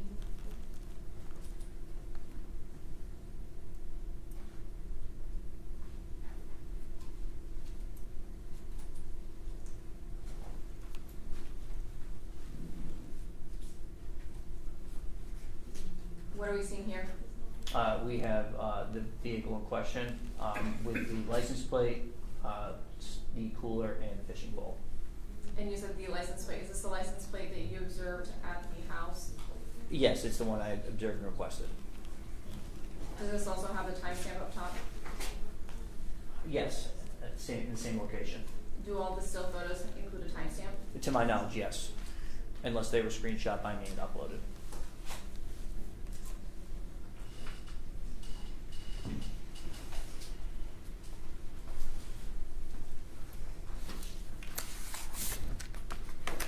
Did you also review any, are you aware of any cameras that the Sheriff's Office maintains near Fort DeSoto? You can have a seat, sorry. Yes, we have cameras that capture entrance to the Fort DeSoto. There's an old toll booth there. Now, did you take a look at those? Yes, I viewed those videos. And in analyzing those videos and taking a look at the ones that we've just observed along with the photos, what, if any, timeline were you able to establish? We did determine a timeline for Mr. Domingo's vehicle being in the area that day. And can you describe that in more detail, please? May I review my report? Please go ahead.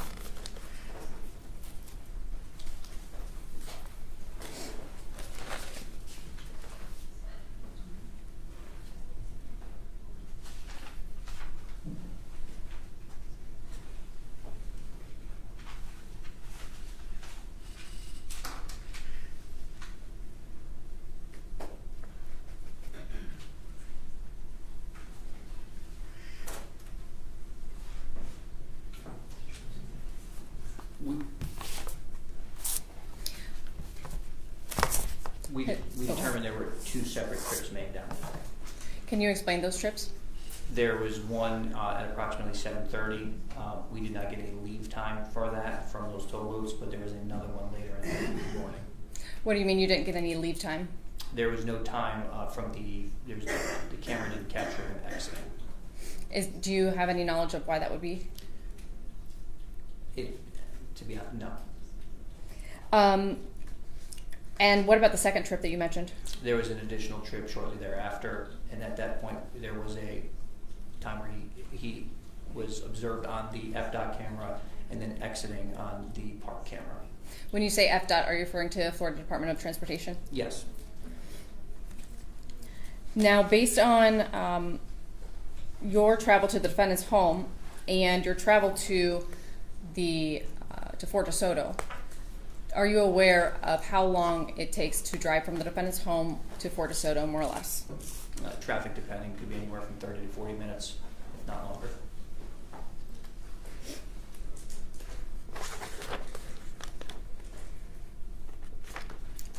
With that being said, approximately at what time would the defendant have had to leave his home to be at the toll booth, at the St. Pete Beach toll booth, assuming that he had come directly from his home? Objection, speculation, facts not in evidence.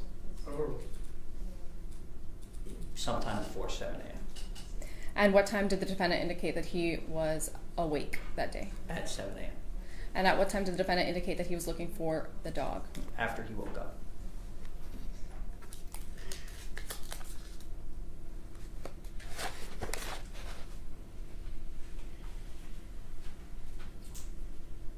A moment to confirm. Yeah.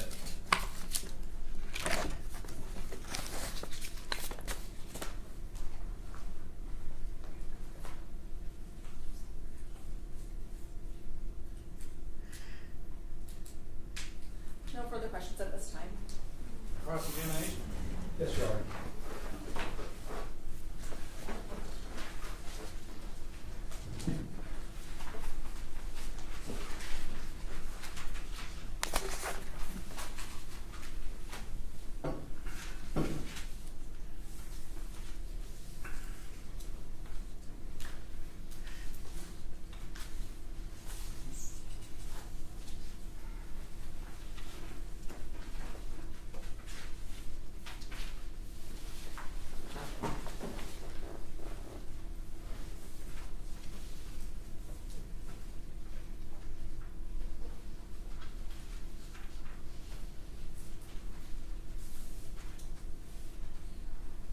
Good afternoon, Deputy. Good afternoon, sir. This was your first aggravated animal cruelty investigation, correct? Yes, sir. You've never done one of these before? Not prior to this, no, sir.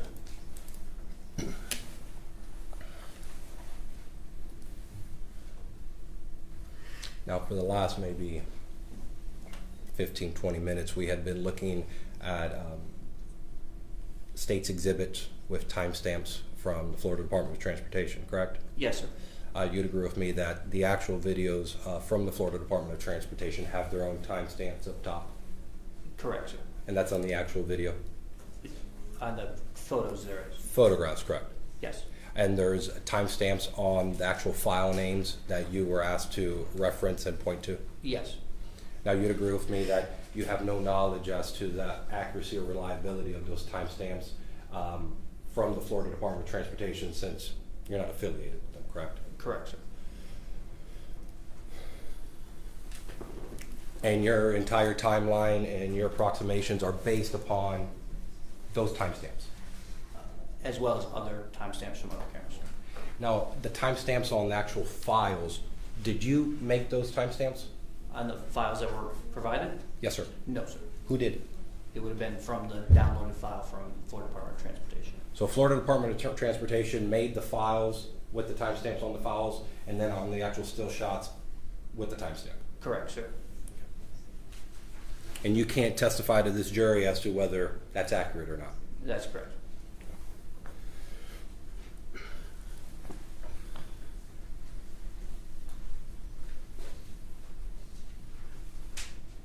Let the record reflect, I'm showing you what has already been entered into evidence that states 9A.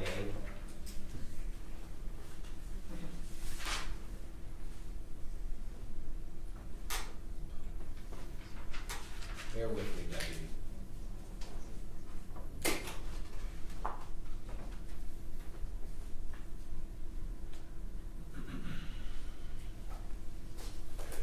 You still have that pointer? Yes. Point out where Fort DeSoto Beach is. There are two beaches. There's the West Beach and the East Beach. Point where the Skyway Bridge is. Approximately right here.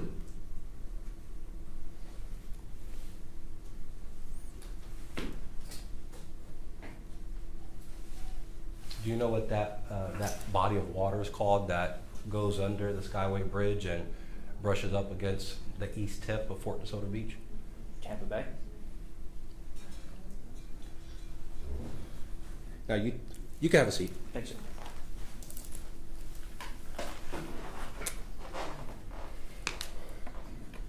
Do you do any fishing?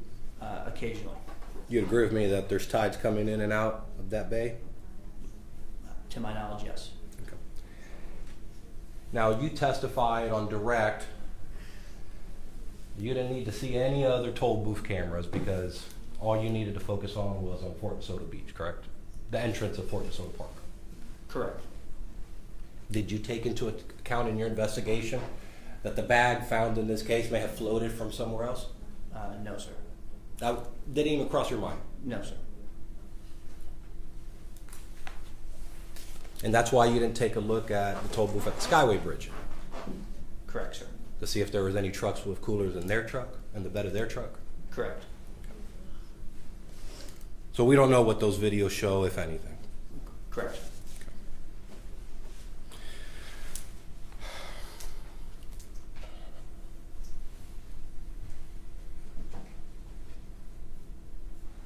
Now, may I approach the screen, Your Honor? Yes. Actually, I'm going to point with mine. This will be a little easier. Let the record reflect, I'm pointing to the top right, most red dot in this case. What am I pointing at? That's the approximate location of the westbound toll booth. And that leads into where? That is the Bayway area, so it's going towards St. Pete Beach. Now, that's I see Bayway aisles next to that dot. Is that fair? Yes. Okay. Now, is there a beach or a place where you could dock off or fish around that blue body of water where we see Bayway aisles? There are private docks in that area, to my knowledge, but I've never, that's St. Pete Police's jurisdiction, so I don't know for certain. And when you mean private docks, you mean homes? Or what do you mean by that? There's homes and condos along the Bayway, yes. But that's fronting the water. Yes. Did you do any neighborhood survey on those private docks? No.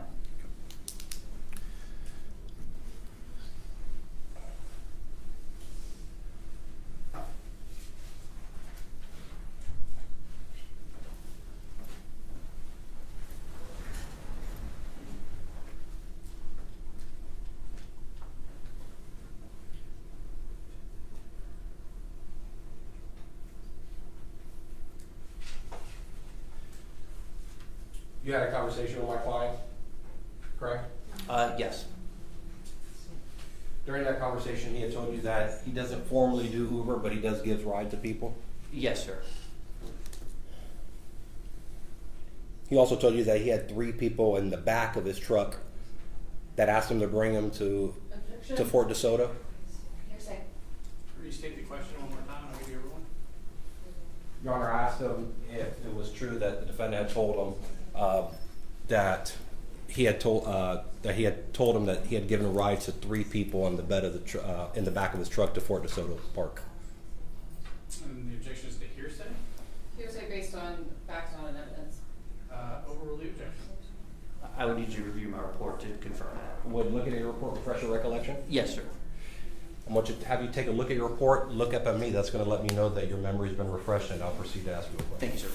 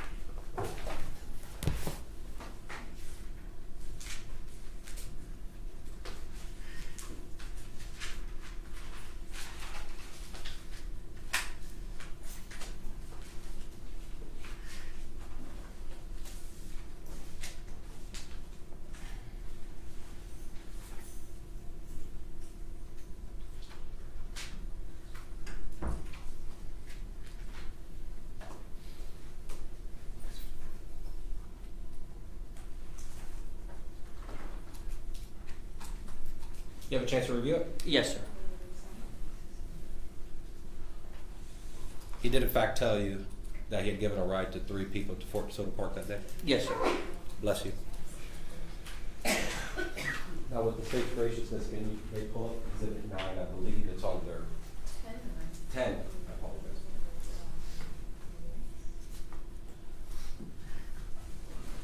I believe 9 was those shots.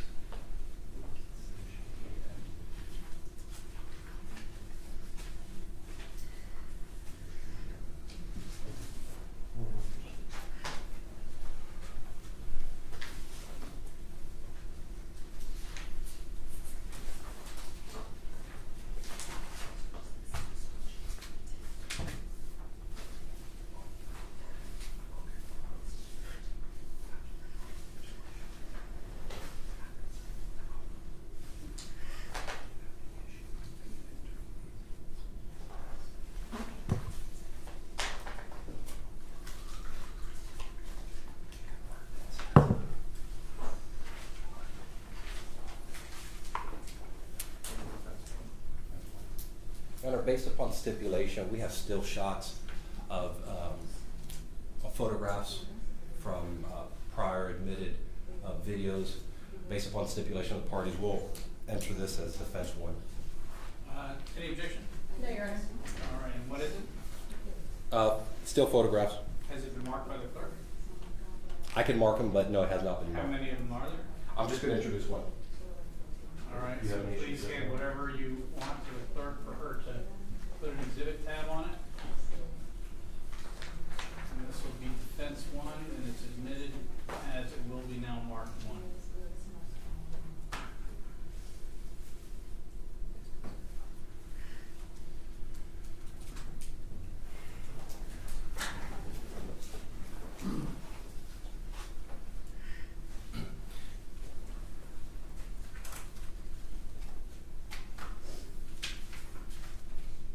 Now, while we're doing that, I'm going to ask you a few questions about the video that was shown regarding my client's vehicle entering the toll booth. Yes, sir. There was a portion of the video where it showed my client's vehicle from the top down, looking into the through the windshield. Yes, sir. Now, you'd agree with me that that doesn't allow you to see into the back of the truck, correct? Correct, sir. So there could have been people in the back of the truck that you weren't able to see. It's possible, yes, sir. My client also told you that he went fishing. Yes, sir. The record reflect, permission to publish the defendant's one. Granted.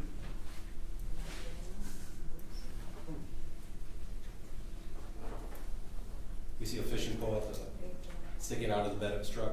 Yes, sir. Did you take that into consideration during your investigation? That he went fishing? Yeah. No, sir.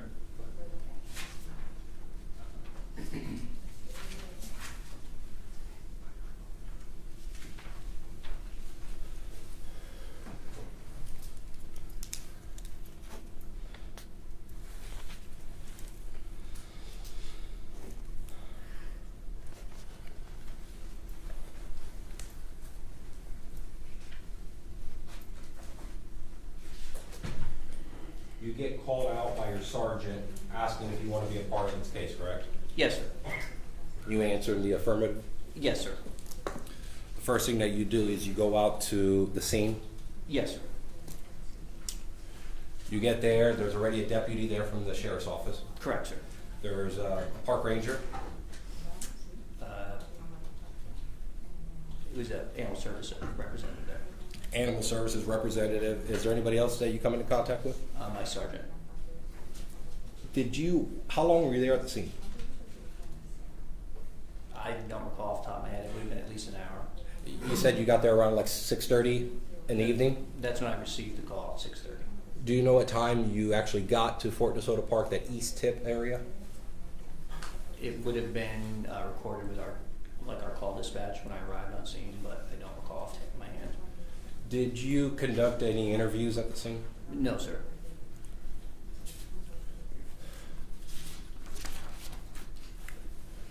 So that's around an hour after 6:30ish, Somewhere around there, yes. and you spent about an hour there. Approximately, maybe it could have been longer than how long CSI took. Do you know what time you left? I don't recall. No. What time did your shift end that day? 7 a.m. the next day. What did you do after that? After my shift was over? No, sir. After you left the scene.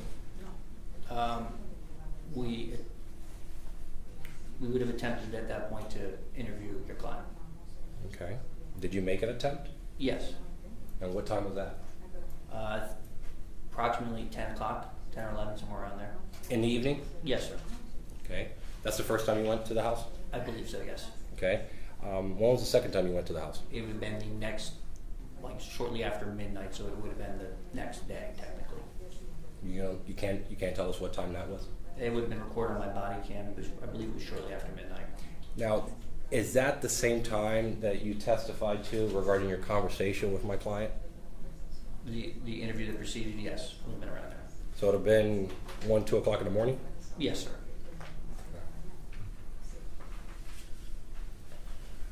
And you're with Deputy Munoz, who was helping you translate. Yes, sir. You don't speak Spanish? I speak a little, but not fluent. Okay. Un poquito? Un poquito.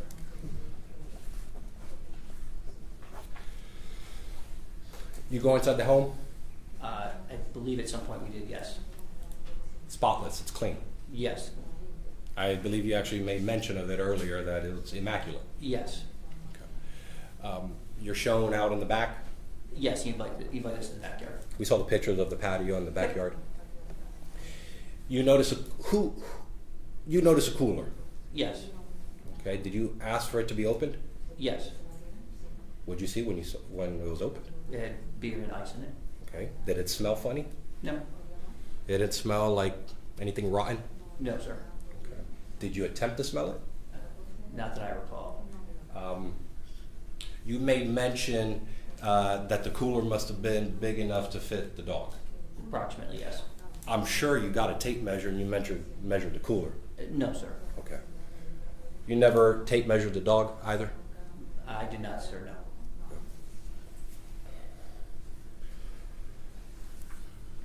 Did you take the cooler into evidence? No, sir. But you did take a trash bag, a roll of trash bags into evidence. Yes, it was provided. Okay, and those were fresh trash bags. Yes. Still in the roll. Yes. Did they appear like any special type of trash bag or something that anybody could get at a Publix or a Walmart? Your typical clear trash bag. Okay. But you didn't take the cooler? No, sir. Okay. You didn't swab it for any DNA? No, sir. You didn't swab it for any dog particles? Correct, sir. That would have been important. No? It's a possibility, sir. I'm not asking if it's possible, I'm asking if it was important. If there were items observed to be relevant, yes. Okay. There's no touch DNA swabs that was taken from the outside or inside of the cooler, correct? Correct, sir.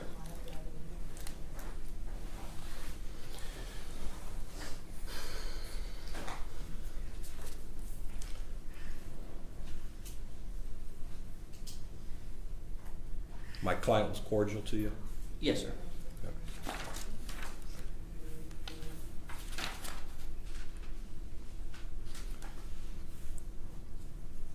Now, I believe you made mention that my client seemed, I believe your word, shocked, surprised, and when you told him that the dog had died? Yes. Okay. He appeared shocked. Yes. And you gave your opinion as to what you believed to be genuine or not genuine. You remember that? Yes, sir, that's correct. And this was the conversation that you were having him at around 2 o'clock in the morning? Yes, sir. Okay.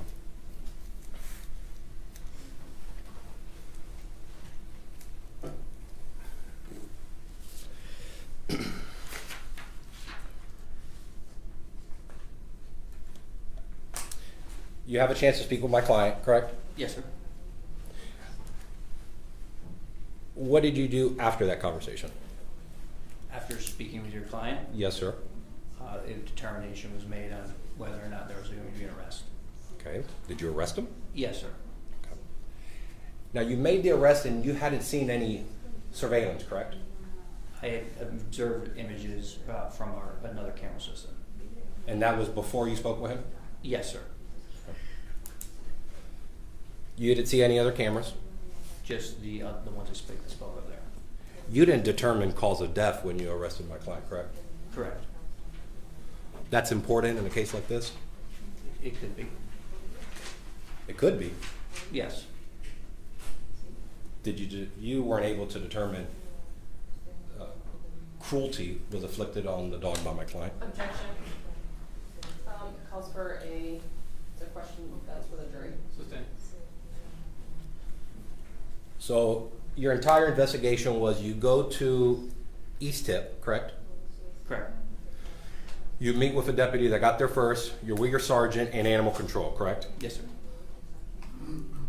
After that, you review photographs of the toll booths? Not of the toll booths of another camera system. Okay, and then you go speak to my client. After speaking with everybody on scene there, yes.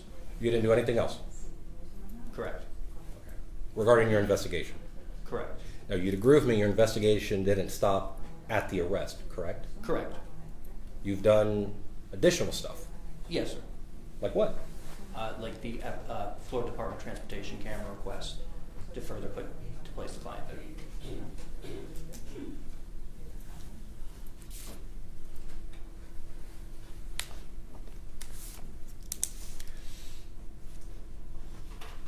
Did you speak with family members? I attempted to. Okay. Did you inquire about them? I inquired at one residence and they refused to speak with us. Who was that? I would have to review my report to see what day that was. We'll get there. Have you ever seen a gentleman by the name of Fermin Rodriguez, Domingo's brother?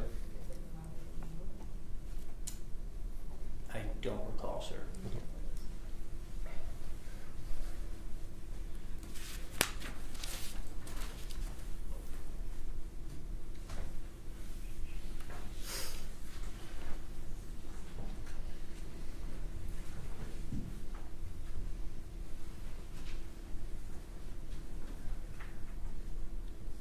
You mentioned that the bag was collected and sent for testing. Yes, sir. Did anything come of it? I'm not sure, sir. It would have been tested by our CSI folks. Obviously, I'm sure if there was something you would know, correct? They would have supplemented my report, yes. And there's been no supplement to your report. To my knowledge, no.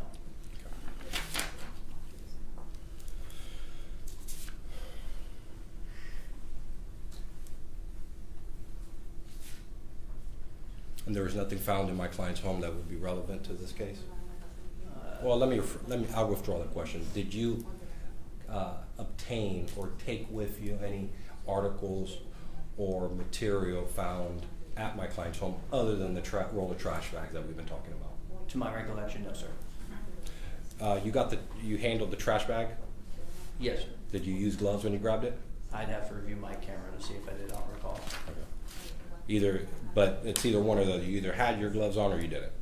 Correct. But you ended up grabbing them regardless. Yes, sir.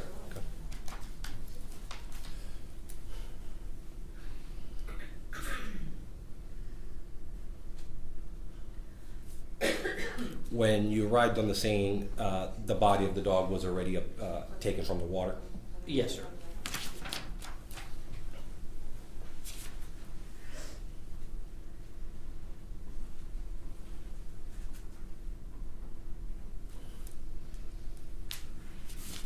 What time does Fort DeSoto Park open?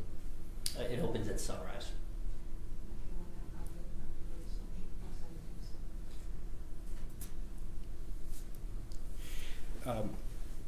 You've seen multiple videos regarding the toll booth, the entrance and the exit of the toll booths for Fort DeSoto Park? Yes, yes, sir. You'd agree with me that there's other vehicles Yes, sir. in that video? Yes, sir. Was there any attempt to identify the license plates of those vehicles and inquire about those individuals? No, sir. Why not? It wasn't relevant to the investigation. It wasn't relevant to Domingo Rodriguez's investigation, correct? Correct.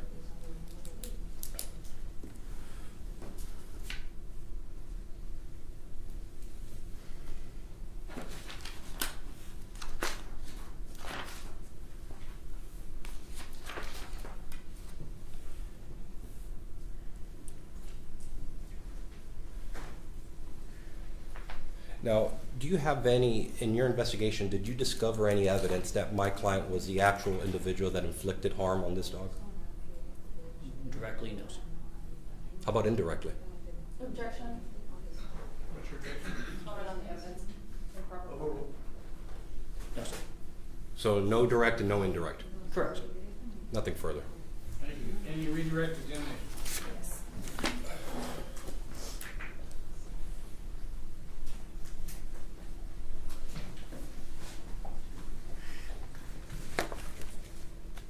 Okay. Detective Rosenberg, before we were talking about some dates and days of the week. I think you had mentioned that May 11th might have been a Friday. Is it possible that that was a Saturday? Yes. Objection leading. Overruled. Now, Did you request, when you made your request for videos, specific dates and times? Yes. Do you have any reason to believe that the videos that you received were not those dates and were not for those time frames? No, ma'am. Was the lighting, so was it daylight or nighttime when you expected it to be in those videos? Yes, it appeared. Was there any indication that the defendant or his vehicle was coming from or through from the south in a way that would lead him to go through the Skyway? No. Or what about the opposite, heading south through the Skyway? Not to my knowledge, no. Was there any reason to request that fourth toll booth camera footage? No, ma'am.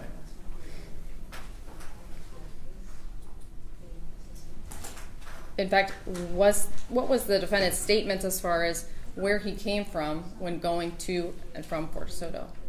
He admitted to being down But did he come from somewhere? from his home.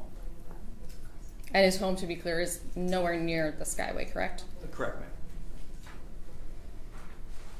Now, did your investigation include canvassing for cameras in the neighborhood? Yes, ma'am. Did you go to multiple neighborhoods or just one? Just the one around the defendant's address. Did you request that other deputies respond to other locations Yes. to canvass for cameras? Yes, ma'am.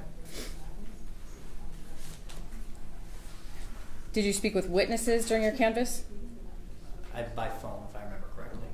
Did you attempt to make contact with neighbors? Yes. How so? Knocking on their door. Unfortunately, 2 o'clock in the morning for night shift we usually don't get many answers. And if they don't answer, is there something that you do in order to see if they will reach out? We leave a business card with the case number asking them to call. And if they do call back, do you document that? Yes.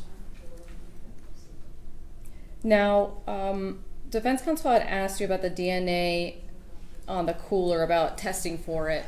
At the time that you learn of the cooler, how many days is that after the dog is adopted? Approximately 3. How many days is that after? Would that make it about 2.5 days from the time that the dog is reported or is supposedly missing to learning about the cooler's relevance? Yes. At that point, is there any concern as far as the viability, just based on your training and experience, of DNA samples from an object that's been sitting for several days? Yes, based on the timeline and also the fact that the cooler was found to be stored outside and stored when it was Objection. transported. Improper opinion. Overruled.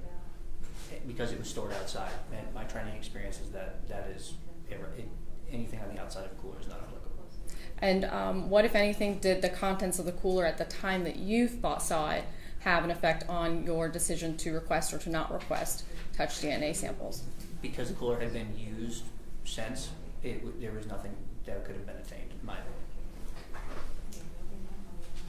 Did your investigation also include obtaining and seeking and obtaining search warrants in this case? Yes, ma'am. Multiple or just one? I believe there were 4.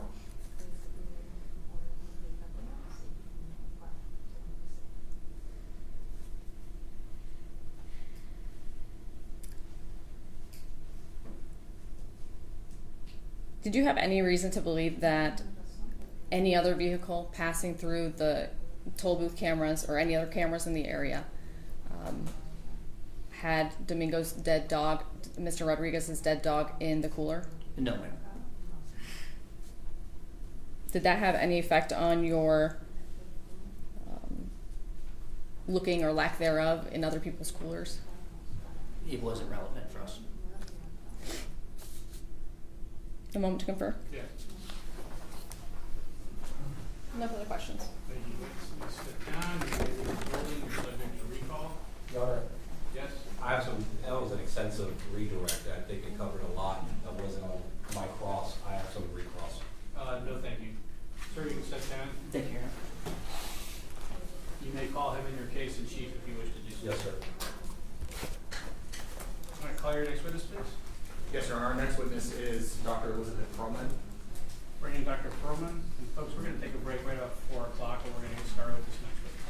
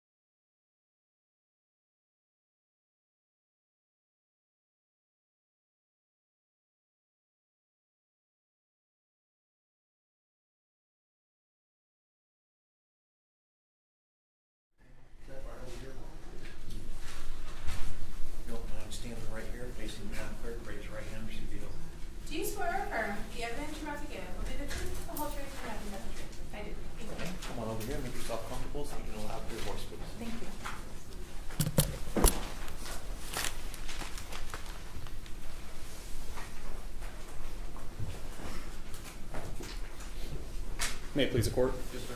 counsel. Good afternoon, Dr. Perlman. Good afternoon. Dr. Perlman, can you please turn and introduce yourself to the members of the jury and spell your name for the record? Sure. I'm Elizabeth Perlman. Elizabeth, P as in Peter, Earlman. All right. Now, Dr. Perlman, what do you do for work? I'm a forensic veterinarian. Is that strictly your area of practice right now as a forensic veterinarian? Yes. Can you explain to the members of the jury what a forensic veterinarian does? Sure. So as a forensic veterinarian, I essentially serve my veterinary knowledge and medical capacity in assessing animals and triaging them in anticipation or potential anticipation of legal court cases. So it's almost as a bridge between the legal system and what might be anticipated in need of court, paralleled with my utilization of veterinary medicine and my knowledge from graduating vet school. And you talk about graduating from vet school. Can you please explain and tell the members of the jury your background, your training experience, and where you went to school? Sure. I went to Purdue University up in Indiana. I graduated in 2016. I worked as an emergency veterinarian in Indianapolis for a year, and then I worked for the Houston SPCA, which is a large nonprofit animal shelter in Houston City, as a staff veterinarian, and I predominantly took on their animal cruelty investigation cases as a forensic veterinarian. I then worked for a few months up in New York City under the ASPCA. I applied for and was accepted for the position that I'm currently in. And I worked in New York City, the 5 boroughs, for several months before transferring down to Gainesville, Florida, where I've been since 2018. Thank you. Now, in addition to your prior knowledge, training, and experience as a forensic veterinarian, are you responsible for keeping up with continuing education? Absolutely. And are you currently up to date on all of your certifications? Yes. When was the last time you went and attended a conference or something to get those credits and credentials? September of last year, I went to the International Veterinary Emergency Conference. And in the time around March or May of 2024, were you up to date on all your credentials? Absolutely, yes. Okay. I want to talk about your experience specifically relating to this case. Now, what is your involvement in this case? Sure. I was requested for assistance in regards to a dog that was found without a head. By the sheriff's, I believe the sheriff's office, and then we worked immediately. So I believe I was contacted on 5/21/2024, and the agency reached out. We offer our services at the ASPCA's. We offer free veterinary forensic support throughout the nation, and so part of that was they reached out because they were aware of our program where we provide free necropsies or autopsies, and I anticipate we'll get into that later. And so part of that was they just had found this body or were notified about this body, and they were interested in pursuing a forensic necropsy for the remains of the animal that was found. Okay. So just to kind of break down what it is that you said. So there was a headless dog that was found out at Fort DeSoto.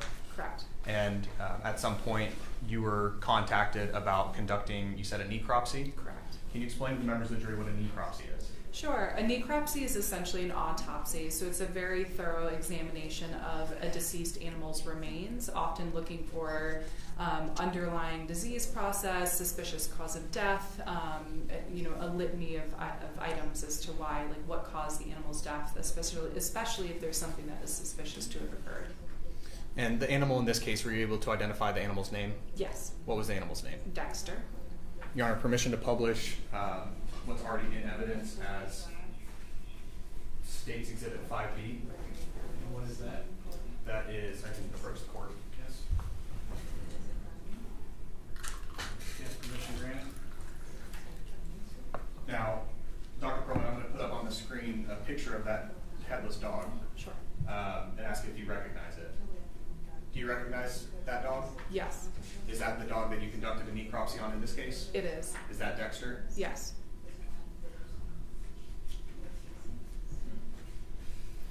Now I want to talk about the process of the necropsy and the procedures that you go through with the necropsy. Can you explain the process of that examination?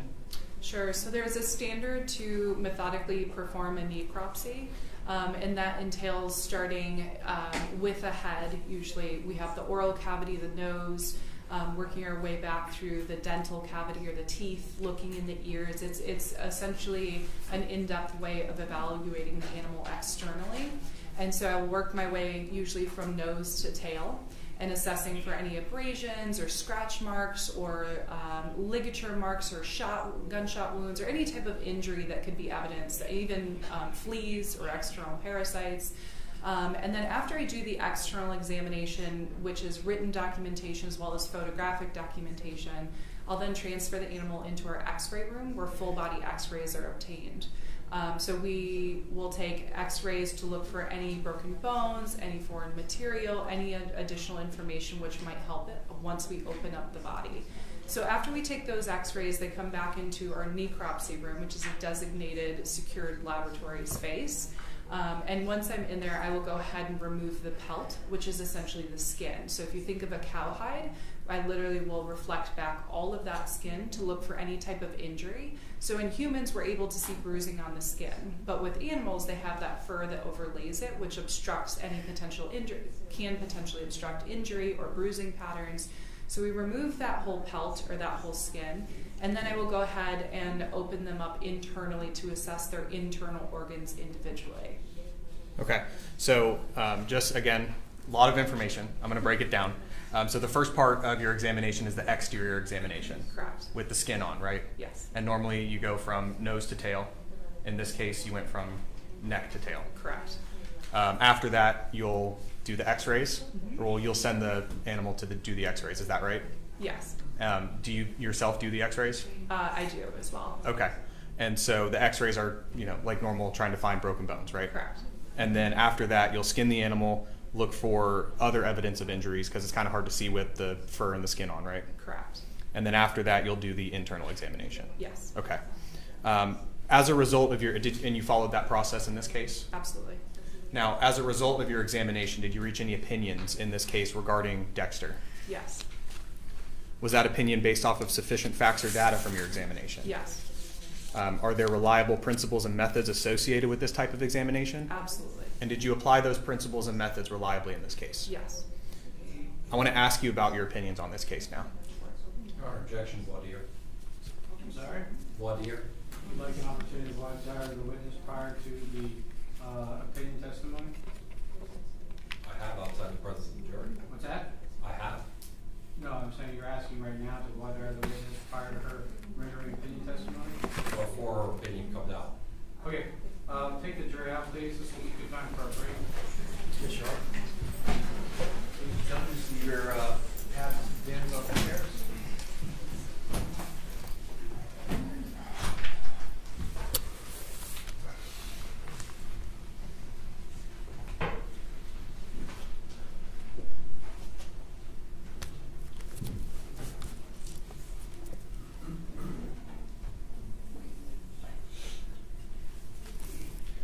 Jury outside here in court. Okay, and just so everyone's aware, it's a quick voir dire going to an authentication issue. I usually am fine doing that in the presence of the jury, but obviously if you're going to attempt to challenge expert opinion testimony, I'd like to do that outside the presence of the jury. That will not limit your rights to cross-examination. You may proceed. Now, how is it exactly that Dexter's body came to you? Dexter's body came within a shipping cooler through FedEx with a tracking label that came to our facility.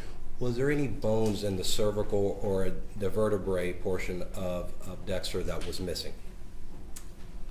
The whole head was missing, and the first cervical vertebrae, so the first neck bone of vertebrae of the neck. Now, there was another individual that conducted a different type of examination on Dexter, correct? An osteological examination? Correct.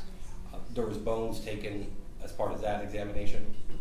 It was after my necropsy that the bones were evaluated, yes. Understood. And now you're about to tell this jury an opinion that you reached in this case, correct? That I personally reached, yes. And that opinion is what? Do you mind rephrasing the question? I'm unclear. You reached an opinion in this case? Yes. What is that opinion? The opinion is that I'm unable to determine the cause of Dexter's death without the head, and that there was either a knife or specifically a machete or a meat cleaver were utilized to decapitate his head. Now, you never went to the scene where Dexter's body was found, correct? Correct. Now, you would agree with me that when it comes to forensic examinations like the ones you did in this case, it's actually very important to go to the scene and collect evidence. It can be helpful, yes. Okay, and that would have been helpful in this case, correct? Yes, it's not always practical. And in this case, you didn't have that opportunity. Correct. And now, when you were asked about the sufficient facts and the data, what, aside from the body itself, what other facts and data did you rely upon in order to reach this opinion? My necropsy procedure, the radiographic interpretation of the x-rays. Now, your prior experience, you've dealt with aggravated animal cruelty cases before, Yes, right? I have. The majority of them, if I'm mistaken, please correct me if I'm wrong, have to do with dogfighting cases? Testifying, yes. Okay. Have you ever been peer reviewed? Have you published any articles or literature that has been peer reviewed by other forensic veterinarians? I have no scientific publications. Now, has your analysis and your examination in this case, the procedures and rules that you followed, are those accepted in the community of forensic veterinarians? Absolutely. And you followed all those procedures? Yes, absolutely. What are facts, in regards to that procedure, what are facts that you need in order to render an opinion in this case, or to do a complete analysis? Sure. It includes everything that I've detailed. So photographic documentation of exterior of the animal.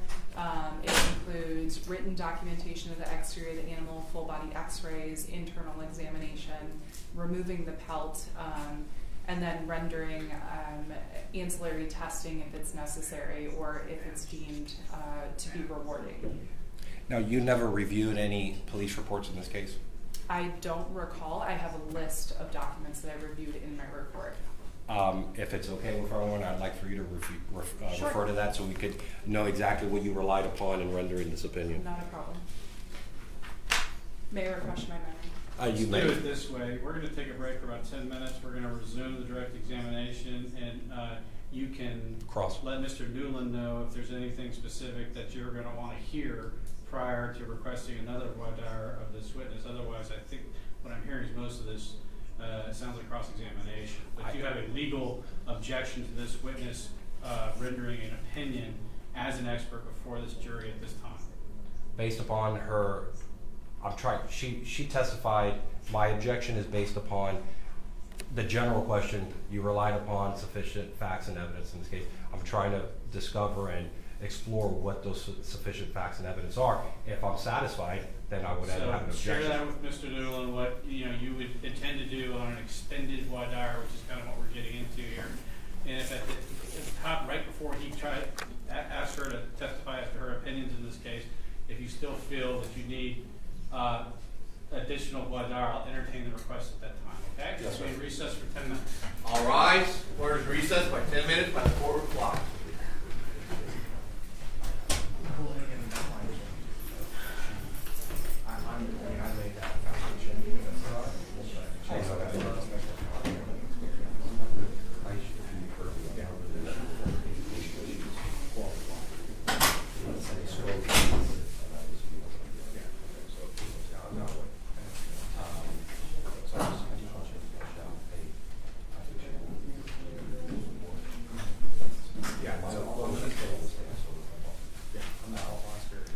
Do you have more towels? I spilled a little bit. Yes. Yes.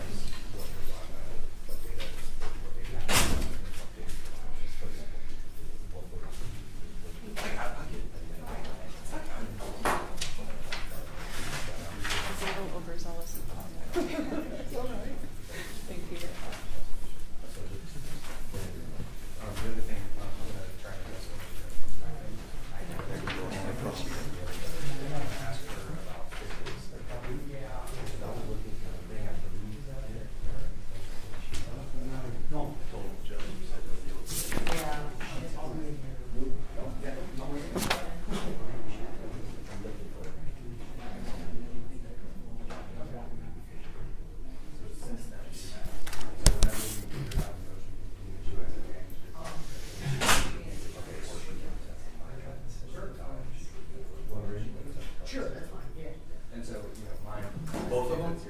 Yeah, just want to make sure.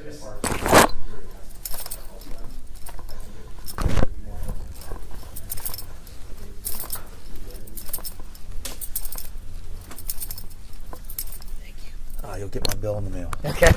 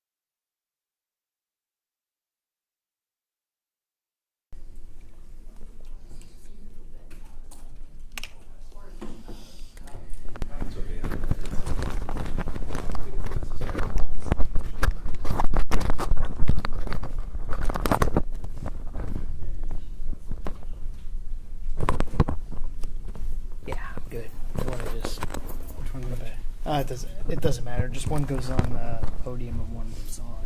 Okay. Okay. You're welcome.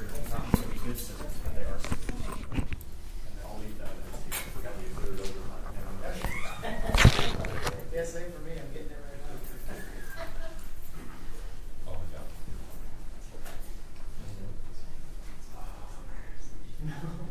It's not a fun picture. No.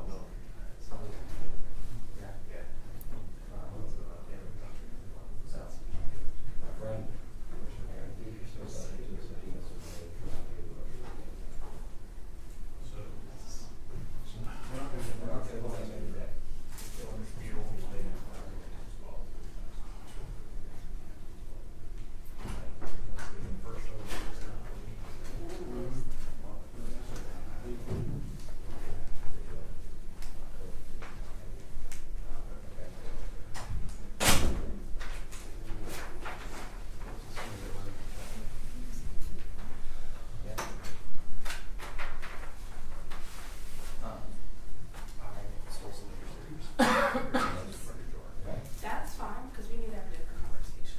Okay. How are these two discs different?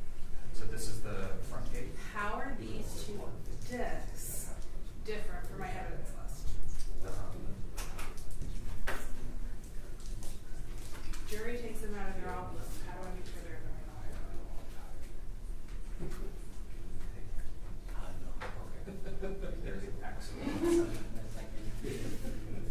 So I'm going to write in that it is DVDR with an X.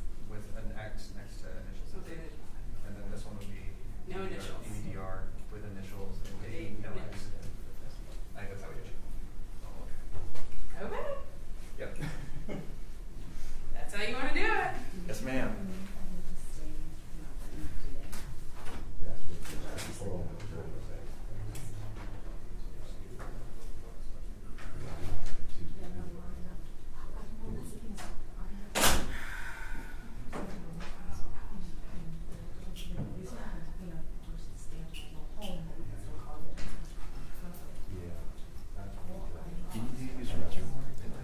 You don't have to sit there. You can run off the board if you want to. I don't think that you're stuck here. Thank you. Imagine me, the court won't have to tackle. It's the comfiest chair I've sat in all day. There you go.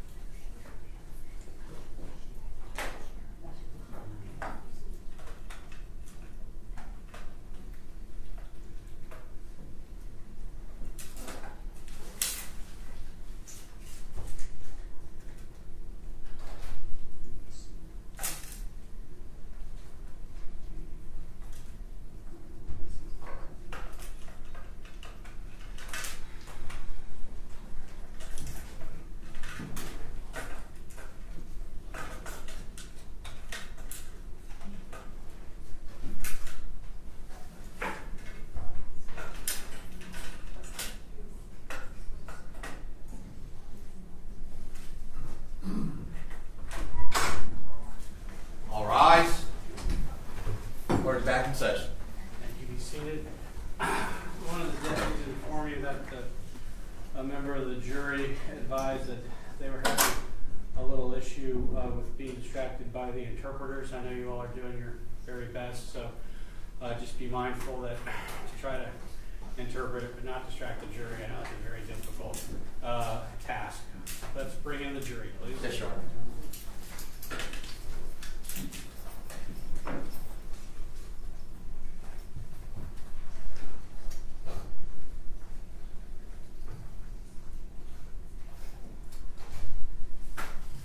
Good thing about trial days is all my water consumed.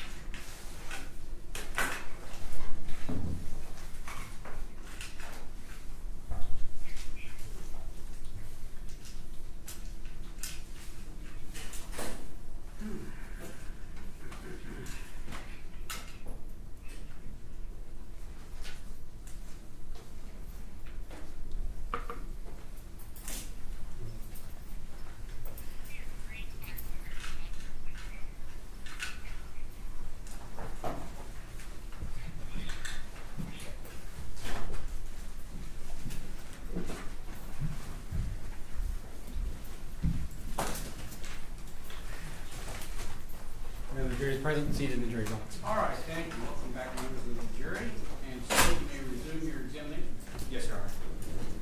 All right, now, Dr. Perlman, we were talking about, before we start talking about your opinions, I want to ask you a little bit more about your experience. So, have you conducted other necropsies before? Yes, About how many have you conducted? over 100. And in those prior necropsies, what sort of data do you rely on whenever you reach opinions in those cases? Sure. My gross findings, and what I mean is visually through trainings that I've undergone, I'm able to grossly identify what's normal and abnormal. If there's abnormal tissues, I will collect samples of them and submit for something called histopathology, which is microscopic analysis of tissue under the microscope. That a veterinarian who's board certified to look under a microscope specifically at that architecture of the tissue will then render a professional opinion about that abnormality. I also rely on x-rays, so radiologists, board certified veterinary radiologists, they will review images of an x-ray and then render their opinion, and I will also use that to render my opinion. It will influence my opinion. I also will utilize toxicology. There are a variety of professional veterinary professions and specialties that I will utilize depending on the case that's needed for confirmation of illness or disease that's present. Okay, and so in this case, you mentioned histopathology. Correct. And you said it was the microscopic organisms. Did you conduct a histopathology in this case? Or, I did not. And why not? The body was severely decomposed. And so what happens is at the time of death, there is immediate changes to any body, whether it's human or animal, that it starts a cascade of decomposition, essentially rotting. And so the first stage that happens is the cells within the body start decaying themselves, and they kind of burst open, and we call it lysis, where they will degrade very quickly and over time, continue to degrade. And in simultaneous effort with that degradation of those cells, we also have putrefaction and bacterial proliferation. So you and I normally have guts, and dogs normally have bacterial biomes and bacteria within their gut system that will proliferate at a higher rate than when an animal is deceased versus when they're alive. And so the histopathology in this case, Can you explain specifically the reason why you did not send Sure. a sample for histopathology in this case? So Dexter was at advanced stage of decomposition. On the photo that was shown a few minutes ago, he's very, very bloated. So normally Dexter, at least in the pre-adoption photo that was sent along with his medical record, he's very skinny and doesn't look obese, but in that photo he looks almost obese because of bacterial proliferation that causes him to get distend with gas. When I touched his skin, it would just slough, so that means like the hair and the top layer of fur on his skin would just slide off if I touched it. Normally there are attachments within the skin, but at that stage of decomposition it's literally just sliding off, if that makes sense. So with that advanced stage of decomposition, there's not much benefit to looking under a microscope in my experience. That would come back as inconclusive, or the pathologist would not be able to render opinion because they look under there and all they see is bacteria and mush, as opposed to the structure, which is completely degraded. Okay. So outside of that, submitting the tissue sample for the histopathology, in this case, did you follow the same procedures that you normally would for Absolutely. those other prior over 100 necropsies? Yes. And then based on conducting your examination in this case, did you reach an opinion? Yes. Now I want to talk about your opinion in this case. Were you able to reach an opinion about Dexter's cause of death in this case? I reached the opinion that without the head, I'm unable to determine cause of death. I can tell you that he was decapitated by a human, or his head was completely removed by a human. It wasn't by an animal. And I'm unable to draw a determination that he was alive or deceased at the time of decapitation. Okay, so I just want to back that up a little bit and make sure that your testimony is clear. So just to be clear, were you able to determine a cause of death? No, not without the head. And that's my follow-up question. Whenever you're conducting a necropsy, is it important for you to have the whole animal in front of you? Absolutely. And so without having the head, how does that hinder your ability to reach a determination or an opinion on the cause of death in this case? Sure. So part of the necropsy, and again, we start at the nose and generally speaking, start at the nose and work our way to the tail. There are abnormalities that we can find that could potentially be in the head that would indicate what the cause of death. In evaluating his body of what was present, so the neck and lower down to the tail, there was no overt signs of death. There was no masses, there was no cardiac disease, like there were no heartworms present, there was no foreign body, like sometimes younger dogs might eat foreign material and it physically blocks their digestive system and they die from that. There was no obvious cause of death that was grossly visible with me looking at the dog and my experience in the last 10 plus years of being a veterinarian to be able to identify what killed this dog. Okay, so lacking the head, let's say hypothetically that you did have Dexter's head and there's a gunshot wound through his brain. Would that change your opinion on potentially his cause of death? Absolutely. Objection? Outside the scope of her opinion, improper. Overruled? So would that change your opinion on his cause of death potentially? Absolutely. And is that because you have the whole picture in front of you, not just from the neck down? Yes. Similar line of questioning. If there was blunt force trauma to Dexter's head and you had that in front of you, would that help you determine a cause of death? Absolutely. But because you don't have the head, you can't see if there's blunt force trauma, you can't determine the cause of death. Is that fair to say? That is correct. I want to talk now about Dexter's, the examination that you actually did. Whenever you conducted the examination, I know you said the external examination and the x-rays. That's what I'm going to kind of group those together. Whenever you did that examination on Dexter, did you find any evidence of broken bones? No. Did you find any evidence of bruising on Dexter's body? Not that I could grossly look, no. Outside of the neck, did you see any lacerations or cuts on Dexter's body? No. Did it look like he had been hit by a car? No. All things being the same, let's pretend that Dexter did have a head. Would he have died from any of these, broken bones or anything that was on the external examination that you conducted? If his head had been there and been normal, if he were hit by a car, there were findings that weren't present on Dexter that I would anticipate to see if he had been hit by a car and killed. That includes road rash or abrasion, so similar to when you're riding a bike and you skin your knee on asphalt. There was no evidence of any external injury associated with road rash. There were no broken bones, so there's a study that published that looked at the number one broken bone in dogs with motor vehicle accidents. There were no broken bones. If there were abdominal fluid like blood, like say he'd been hit and his spleen, an organ that stores blood, ruptured from being hit by a strong car, I would expect blood in the abdomen or the belly, and I didn't see any of that. And the same goes for the chest. If there had been severe trauma to the chest, like a blunt force trauma from hit by a car, I would anticipate to see maybe some lung bruising and fluid in the chest, and I didn't see any of that. And just to be clear, specifically with regards to evidence of him potentially getting hit by a car, did you see any evidence that would indicate that he got hit by a vehicle? None whatsoever. Okay. Now I want to kind of shift gears and talk now about the internal examination. What organs do you look at internally whenever you're conducting that internal investigation? On a dog, when I have the head, I will evaluate everything from the internal oral cavity. I remove something called the pluck, and it goes from the tongue all the way down to the trachea or the windpipe, all the way down to the heart and the lungs, and it comes out as one piece, and so I'll evaluate that. Additionally, I will evaluate the brain, like remove the skull cap and evaluate the brain, but given that we don't have that for Dexter's case, I evaluated everything that was present. So right about here on the neck, I was able to remove the windpipe and evaluate that, all the way down to the heart and the lungs. The next step that I'll do is look through the abdominal or belly organs. So I looked through the liver, the stomach, the pancreas, the kidneys, the penis even, the bladder, any internal, or the adrenal glands, anything internal, all of those organs were evaluated. Okay, and whenever you're looking at each of those organs, what sort of things are you looking for?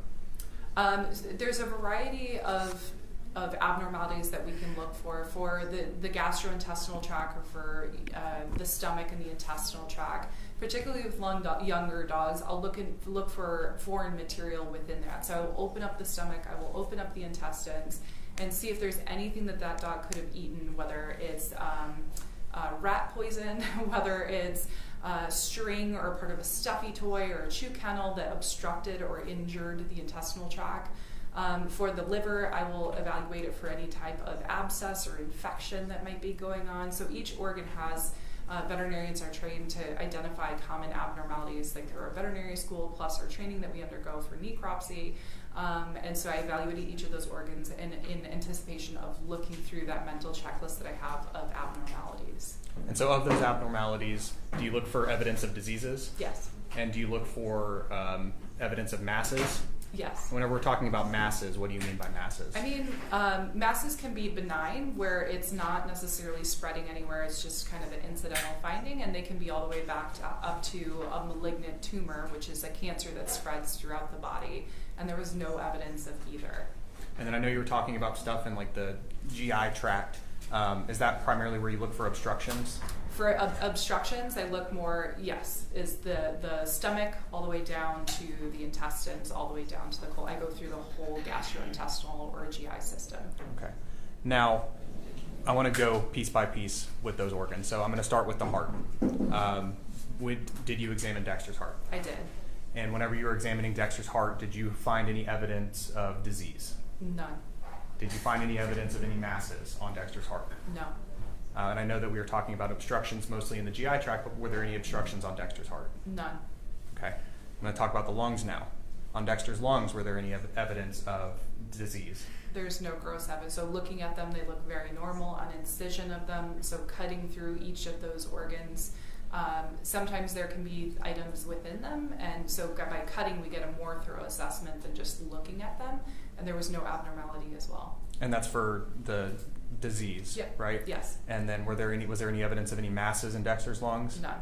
Any evidence of obstructions in Dexter's lungs? None. Okay, moving on to his windpipe. What you were able to examine from his windpipe, was there any evidence of disease on his windpipe? No. Any evidence of masses on his windpipe? No. Any obstructions on his windpipe? No. Moving on to Dexter's liver. Was there any evidence of disease on Dexter's liver? No. Any evidence of any masses on Dexter's liver? No. The stomach. Any evidence of disease on Dexter's stomach? No. Any evidence of masses on Dexter's stomach? No. Any obstructions in Dexter's stomach? No. On the intestines, we've been talking about the obstructions, but was there any evidence of disease within his intestines, small or large? No.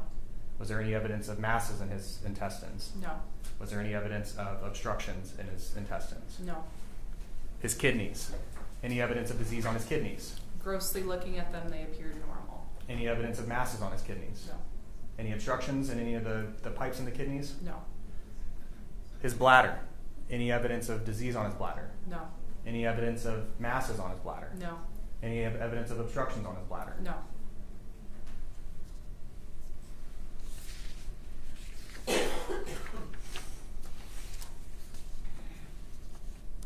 Now, after that internal examination, is that the end of your necropsy? Collecting, yes, after internal examination, it is correct. My last part is always to remove the skull, specifically the brain. But given that the brain was not present, the head was not present in this case, that was not performed. Your Honor, before I go into this next line of questioning, may we approach? Yes.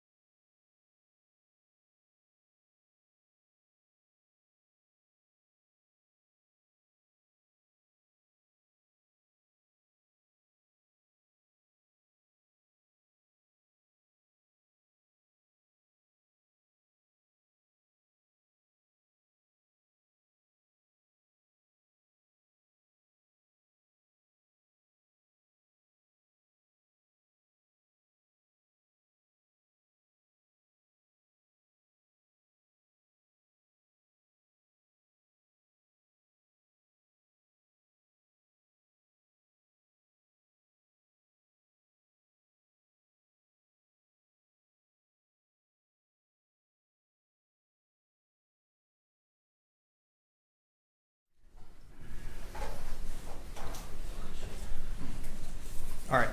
Now, Dr. Perlman, we've been talking about everything sort of from the neck down at this point. I want to now talk about the neck and what you were able to review and opinions you were able to reach about Dexter's neck. So, are you aware of an osteology report that was conducted in this case? I am. Do you know who conducted that examination and who prepared that report? Yes. Who is that person? Amanda Fish. Now, did you review Amanda Fitch's report? I did. Did you talk with Amanda Fitch about her opinions that were contained in that report? I did. I'm going to talk with you a little bit about some of the stuff that was found, or that you tested, that is in your opinion as well as her opinion. Now, do we know how many times, well, do we know how the head became detached? Yes. Well, do we have an opinion on how the head became detached? Yes. And what's your opinion, based on your review of Ms. Fitch's report as well as your own review of the data in this case, what's your opinion on how the head became detached in this case? Same objection, Your Honor. My opinion is that a sharp force object, such as a knife, was utilized to decapitate Dexter. Specifically looking, when I was performing the pelt removal or the skin removal, the margins of the skin that was left on that cervical or neck portion were very sharp and fine, and there were cut hairs, which to me indicates that a knife or something sharp lined that area that caused the hair to break, that like long hair to break in the middle. So I have cut hairs, like blunted ends of hairs. So to me, that's not another animal or anything like that. That is a sharp force trauma causing that. There were 2 skin tags that had incisions through them, not lacerations where there's a tear, but an incision from a sharp object. One on the lower side of the neck and one at the top side of the neck. So prior to osteological evaluation, that was my top differential, my top thought as to how, that this was moving forward in the direction of a decapitation. Additionally, there were very fine fragments on x-ray and of the neck that was remaining, which again, if it had been a bludgeon to death or used an axe of sorts, there would be more crushing of the bones there than fine bones that were shattered from a knife or something sharp. In addition to reviewing Amanda Fitch's report, she also concluded that it was most likely I'll just have your opinion. Sure. Doctor. My personal opinion as well is that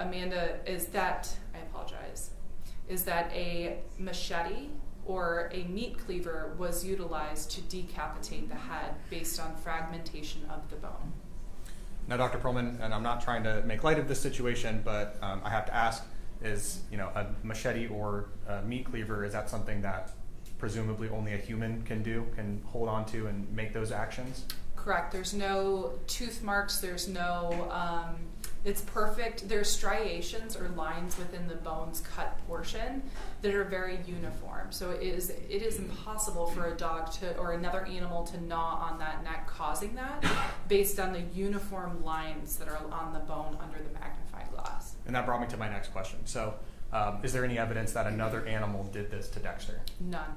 And earlier, just now you were mentioning marks on the bones in this case. Do you have the bones in this case? I do. Your Honor, permission to approach the witness. Well, she's already got the evidence. Are they contained in that brown paper bag? Yes. Are those bones in the same or substantially the same condition as whenever you received them, whenever Dexter's body came in? The bones are just of C2, so the second cervical vertebrae, and C3, which are the 2 that had the most trauma to them. So Amanda and I collected the bones to ensure that I didn't inflict any type of trauma in the handling of the bones to remove them for Amanda. So the neck was attached to the body. Amanda did not need the body, so together we worked together to remove the part that was not damaged and hand it to her for osteological evaluation. And these are in that position. Okay, so just so I'm clear, in that bag there's the C2 and the C3? Correct. And are those in the same or substantially the same condition as whenever Ms. Fitch and you conducted your examination? Correct. Your Honor, the state offers into evidence it's not pre-marked yet. May I have a brief moment with Madam Clerk? Yes. 13. Pre-marked, this is 13.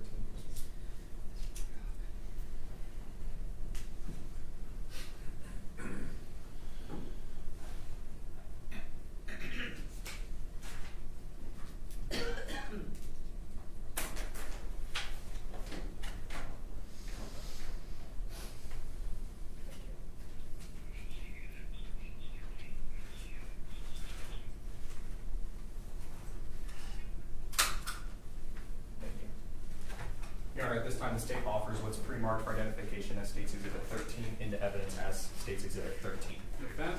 Can I take a look inside the bag? Yes, sir. Sure. I'm gonna, Dr. Coleman, you mind opening this? Sure. Thank you. I'll block the jury.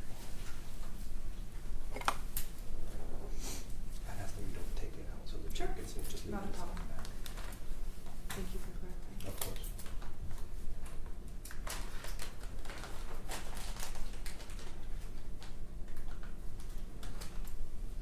Do we have finer scissors by any chance? These are just going to be bulky. Don't. No. Let me see if we can. Oh, I have it. I apologize. Thank you.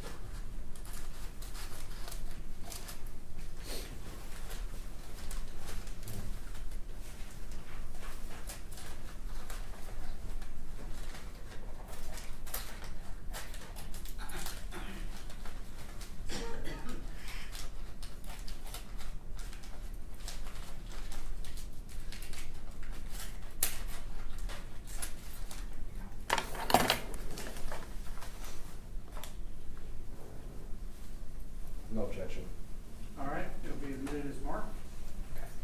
Now, Dr. Perlman, do you mind taking what's in that bag out of the bag? And you're on permission to have the witness step down. Granted.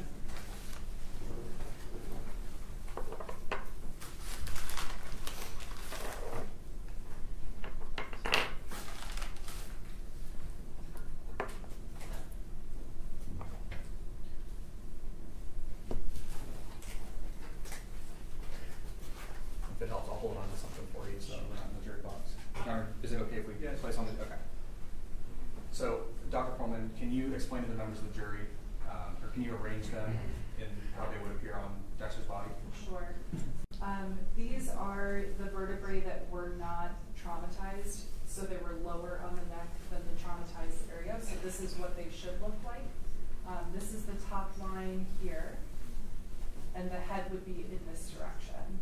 So this is what they generally should be looking like without any evidence of trauma. Here we have each of these notice our notation of where there were 4 impacts, points of impact injury that caused the bone to shear or break off from that sharp force trauma of the machete or of the meat cleaver. And so with that, there is very delicate Play-Doh type that keeps them together to recreate how they should look. So right along here, we have impact number 3, caused that fracture through here. And just to give you an idea, the spinal cord is right there. Coming out of the side of these areas right here would be where nerves are for the dogs to go to, the nerves that go to the front of the dog. Like these would come from right here, the nerves come down and go in through the leg into that neck area. So there would be impact to the dog's front legs with 2 of these injuries.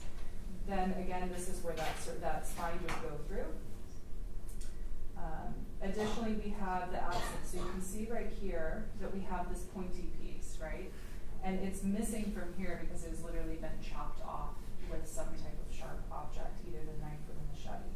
So this is C3, so that means it's the 3rd cervical spine. This is cervical spine number 2. And so this is a big bone that sits right here, and we have a prominent bone there as well. This is the top of the bone, and this is where we would feel like when you pet a dog, you can feel that a little bit of that bony prominence there. And what we can see here is this side is normal here, and that's the dog's left side, and the right side is completely sheared off from machete marks, or cut off, not sheared off. And so there is absolutely trauma to the central nervous system, the spinal cord.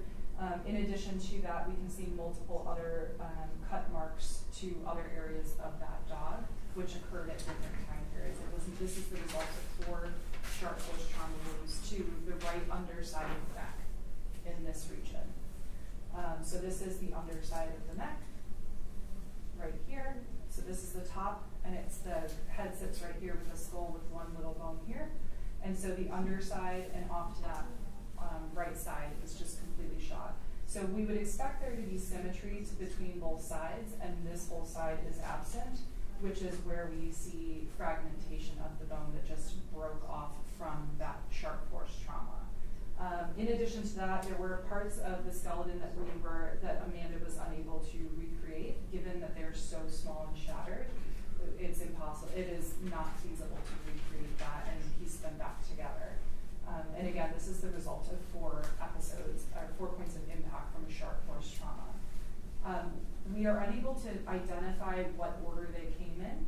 However, there are a few points where it is anticipated that impact number 4, where we see right here the complete shearing, the sharp force trauma of that right side would have resulted in full decapitation. That logically that would make sense that it's the last cut done, because that would render the head to essentially fall off. So, Doctor, I don't mean to interrupt you, but I need to ask you a question at some point. So, we're talking about 4 separate impacts. Is that correct? Correct. Are you able to give an opinion on what the first impact was? Yes, there is something that we call a hesitation mark, and so what can happen is it can occur where somebody goes to chop something and it's harder than what they think, or their angle is off. So they go and chop or use a sharp force trauma, and they will chop down, and it's harder, so it creates a notch. It's a hesitation. So they were thinking about it, they tried, and then something happened where there was hesitancy there, or they needed more force than what they thought they had, and it creates a notch mark. And so we absolutely have a notch on this phone. Do you think it'd be helpful to put that under the document camera to maybe show it a little bit more up close? Absolutely.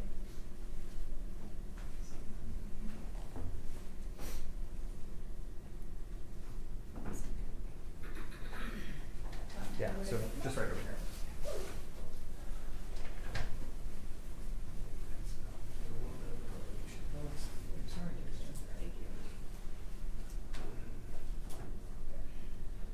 So, Dr. Coleman, you're talking about a hesitation mark.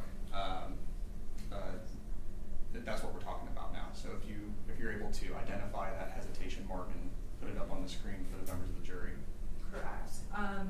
So what we can see, oh, this is interesting to use. Should I put it differently? Yeah, No, maybe that's we can. too small. So we're gonna try and see if that works.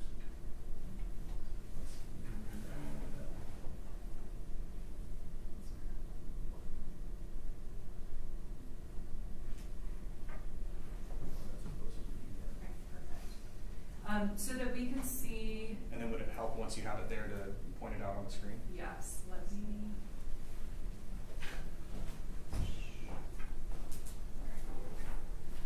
So what we can see are a few things here.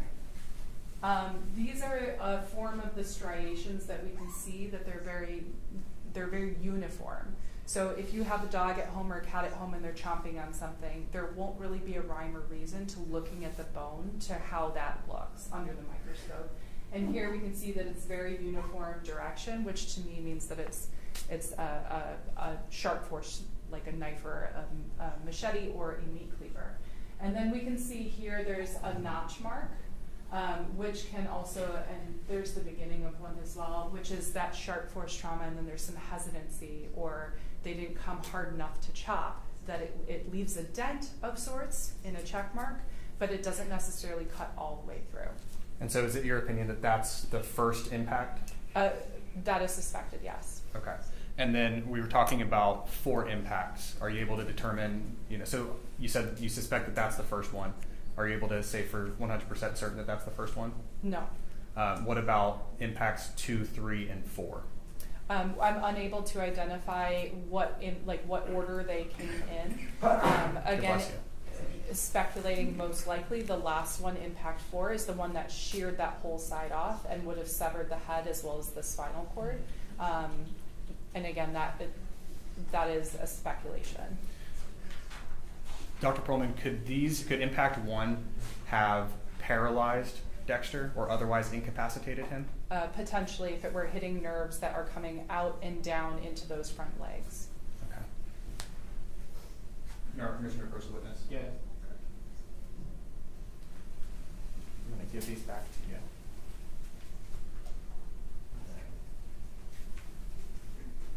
I'll put them next to the bag. Thank you. And we'll bag it back up in a second. Great.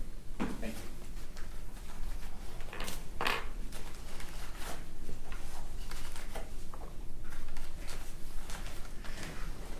Now, Dr. Perlman, I want to talk about when those cuts occurred. Whenever you conducted your report initially, what was your opinion on when those cuts happened, those 4 impacts happened during Dexter's life? I'm sorry, can you repeat the question? So, as far as when Dexter was alive versus when Dexter was dead, did you have an opinion on when those cuts happened? I'm unable to make that determination. Okay. Let me just check something really quick.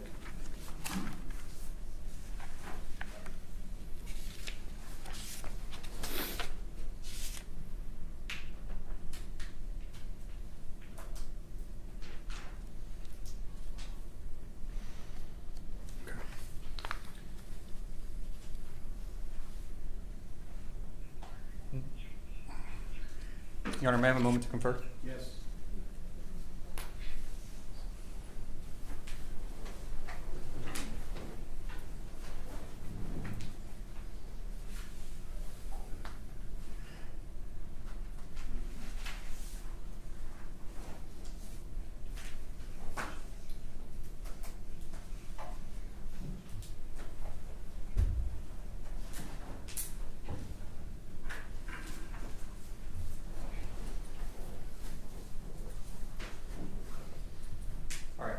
Coleman. I promise I'm almost done.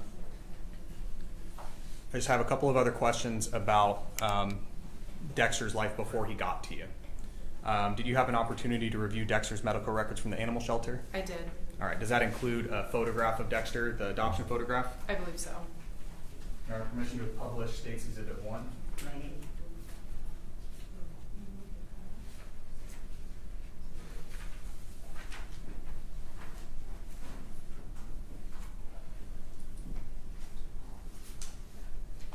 Is this the photograph of Dexter that you received?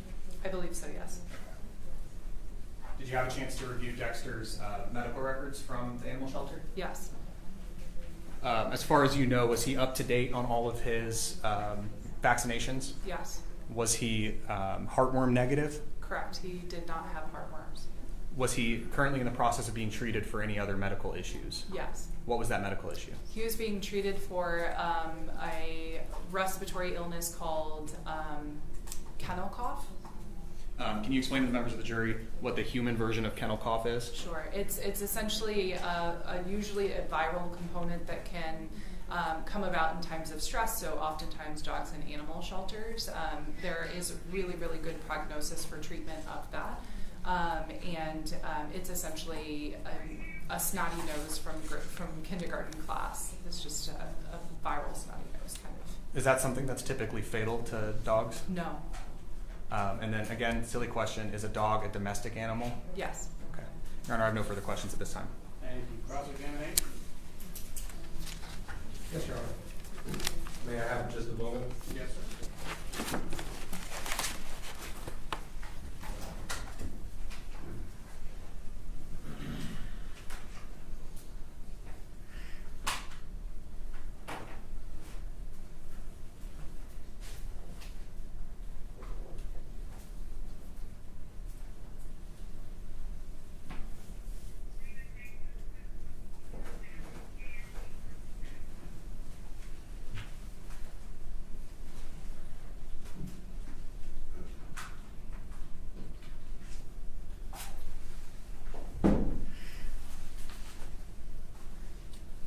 May I inquire? Yes, sir.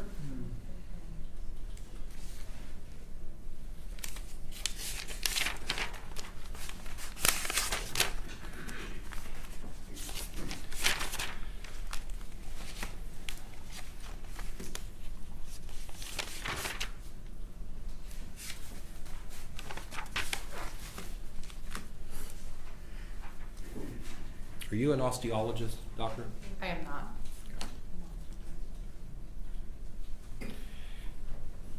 Osteology is the study of the bones. Correct. And is that the testimony that you were just now giving regarding the striations and the cut marks on the vertebrae? Correct. That's for an osteologist. Incorrect.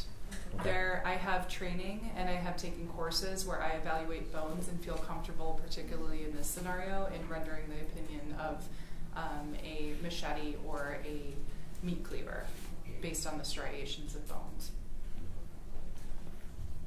You would agree with me that an osteological examination is very different from a forensic type of examination, which is the one that you performed? It is a subdivision of forensic evaluation, yes. There was no toxicology done? Correct. That would be important for a forensic examination? It depends, not for every case. A toxicology examination or report or analysis, if you will, would show if there was any ingestion of any poisons or any sort of chemicals that may have affected this dog's life. Potentially. And that was never ordered? It was collected, it was not submitted, correct.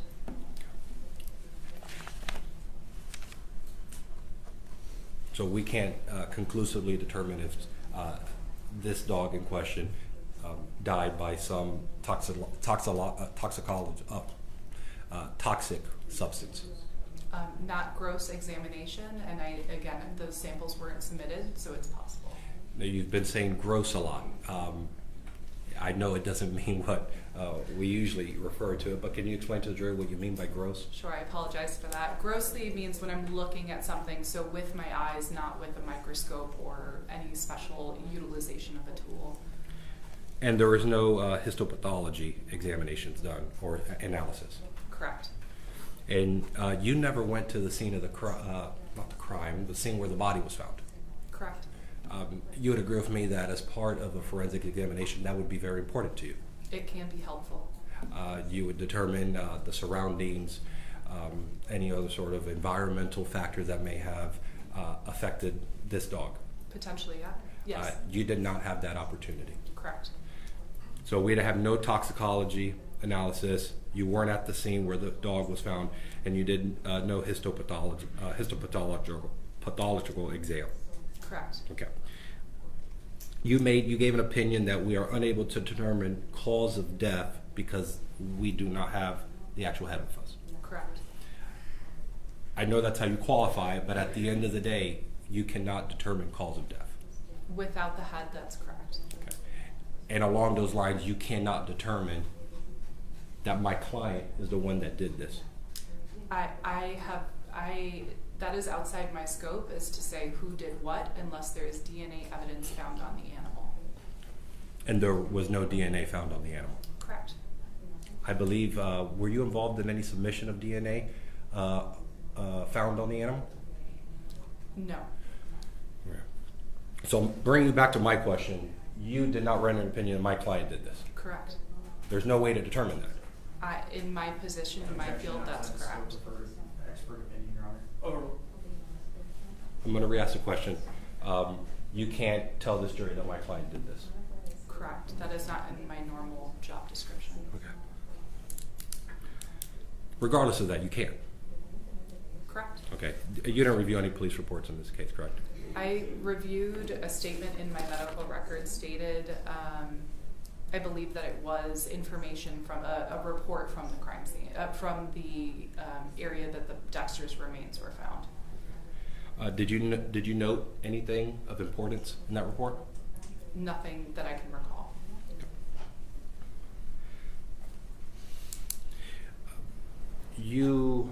Does an osteologist by the name of Amanda Fitch sound familiar to you?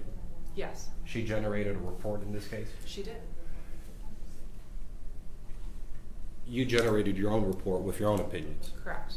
And those opinions we all know. Correct? Yes. Okay.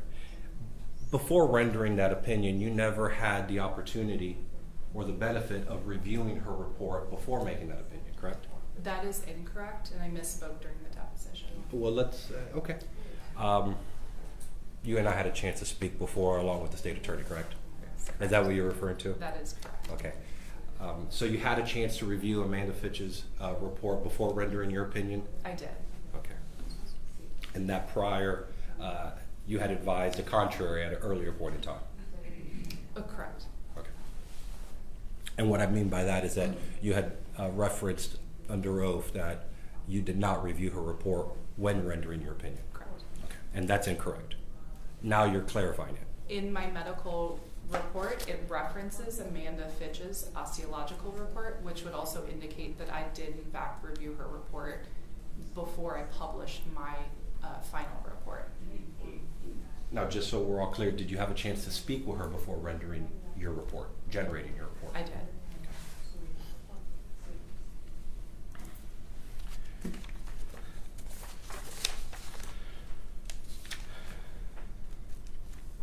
Now, you said you've testified before in these types of cases, correct? Yes. We're talking about aggravated animal cruelty cases? Yes. As a forensic veterinarian, you agree that you may have to, your job is part of fact-finding and assisting the trier of fact in cases just like the one we're in right now. I agree. So, forgive me for being just general, you're not in a lab somewhere, you're in the courtroom, you're assisting law enforcement, correct? Incorrect. Okay, explain. My position as a forensic veterinarian is very much in the lab. So we have a necropsy lab and facility in Gainesville, Florida. We work under, at the request of law enforcement, so that any remains can be sent from throughout the United States to send to us for a forensic necropsy or autopsy. in which case we'll move forward with processing those remains. In addition to doing that, we also perform live animal forensic exams and an evaluation on crime scenes if we're asked to assist on crime scenes.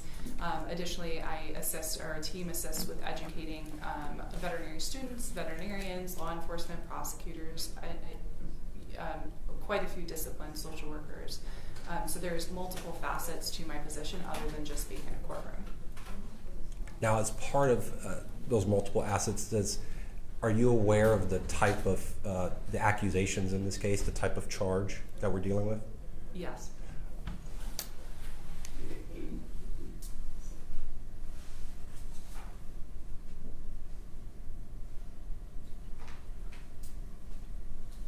Do you agree that in a case like this, you have been given an opinion that there has to be some sort of intentional act committed on an animal in question?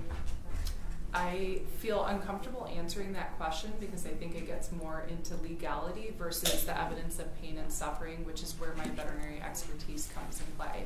So with that in mind, I do think that if Dexter were alive, he would have experienced severe pain and suffering for the infliction of those injuries. Now, that's if he was alive, correct? Correct. Your opinion is that he was deceased prior to this infliction? Because of his stage of decomposition, I'm unable to draw that conclusion. Draw the conclusion that, well, let's look at your report. Would you agree with me that Dexter's remains are most consistent with being deceased prior to decapitation? That is absolutely possible. Well, I'm not asking if it's possible. I'm actually looking at your report. Would Sure. looking at your report refresh your recollection? Objection, hearsay. Overruled.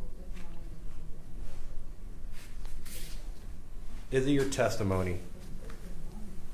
Is it your testimony that Dexter's remains are not consistent with being deceased prior to decapitation?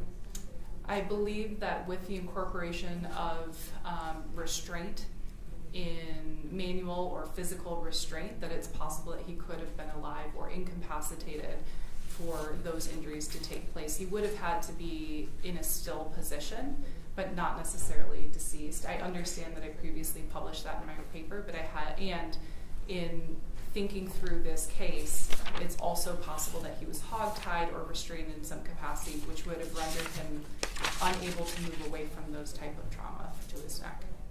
May I approach the witness? Sure.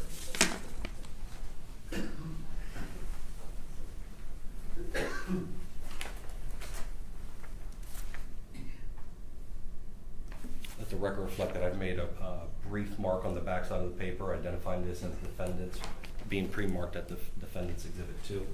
May I approach the witness? I've placed before you what has been pre-marked for identification as defendant's exhibit 2. Can you look through that, those papers, that document, and let me know when you've had a chance to review it? Yes. Do you recognize what's in front of you? I do.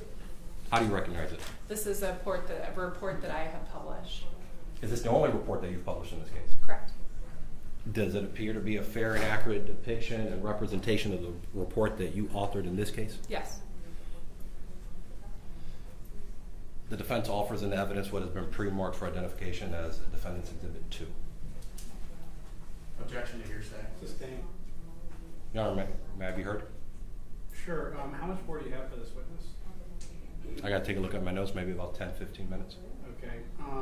Thank you. Can you take the jury out, please? Yes, Your Honor.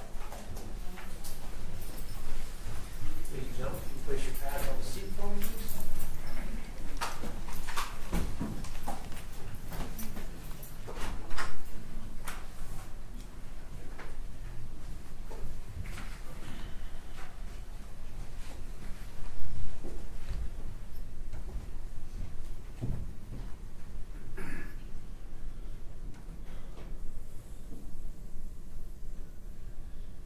Now the jurors outside the hearing of the court. All right. Thank you, ma'am. What is your availability tomorrow morning? I'm available. Okay. So you can stay in Pinellas County and be here and be our first witness in the morning? I cannot stay overnight. Oh, so you have to go back and then come back in the morning? Correct. Okay. So when do you think you could be back here and not be waking up at 3 a.m.? Because you're in Gainesville, right? Correct.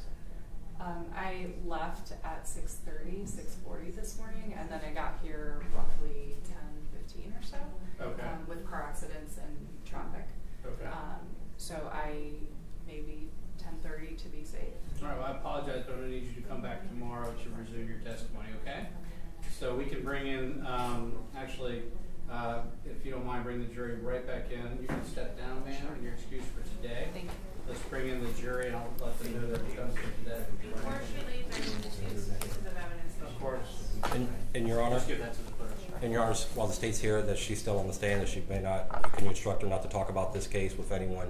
Sure. Since she's still So considered. the state would have already done that because I asked yesterday for the parties to please tell their witnesses about the rules of sequestration. So I'm sure as an officer of court, Mr. Dillon will do that, okay? Yes, Your Honor. All right, thank you, ma'am. Thank you. Have a nice evening.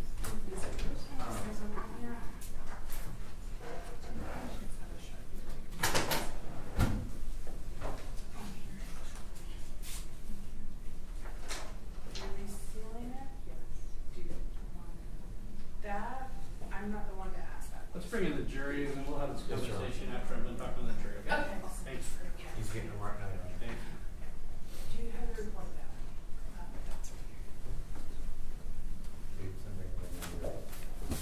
You can hand that to Mr. Zamora. That's the one he wrote on the back of it? But didn't you just put that together? No, he did not. You can hand that to Mr. Zamora. Okay. Yeah, it wasn't that true. Let's bring in the jury, please.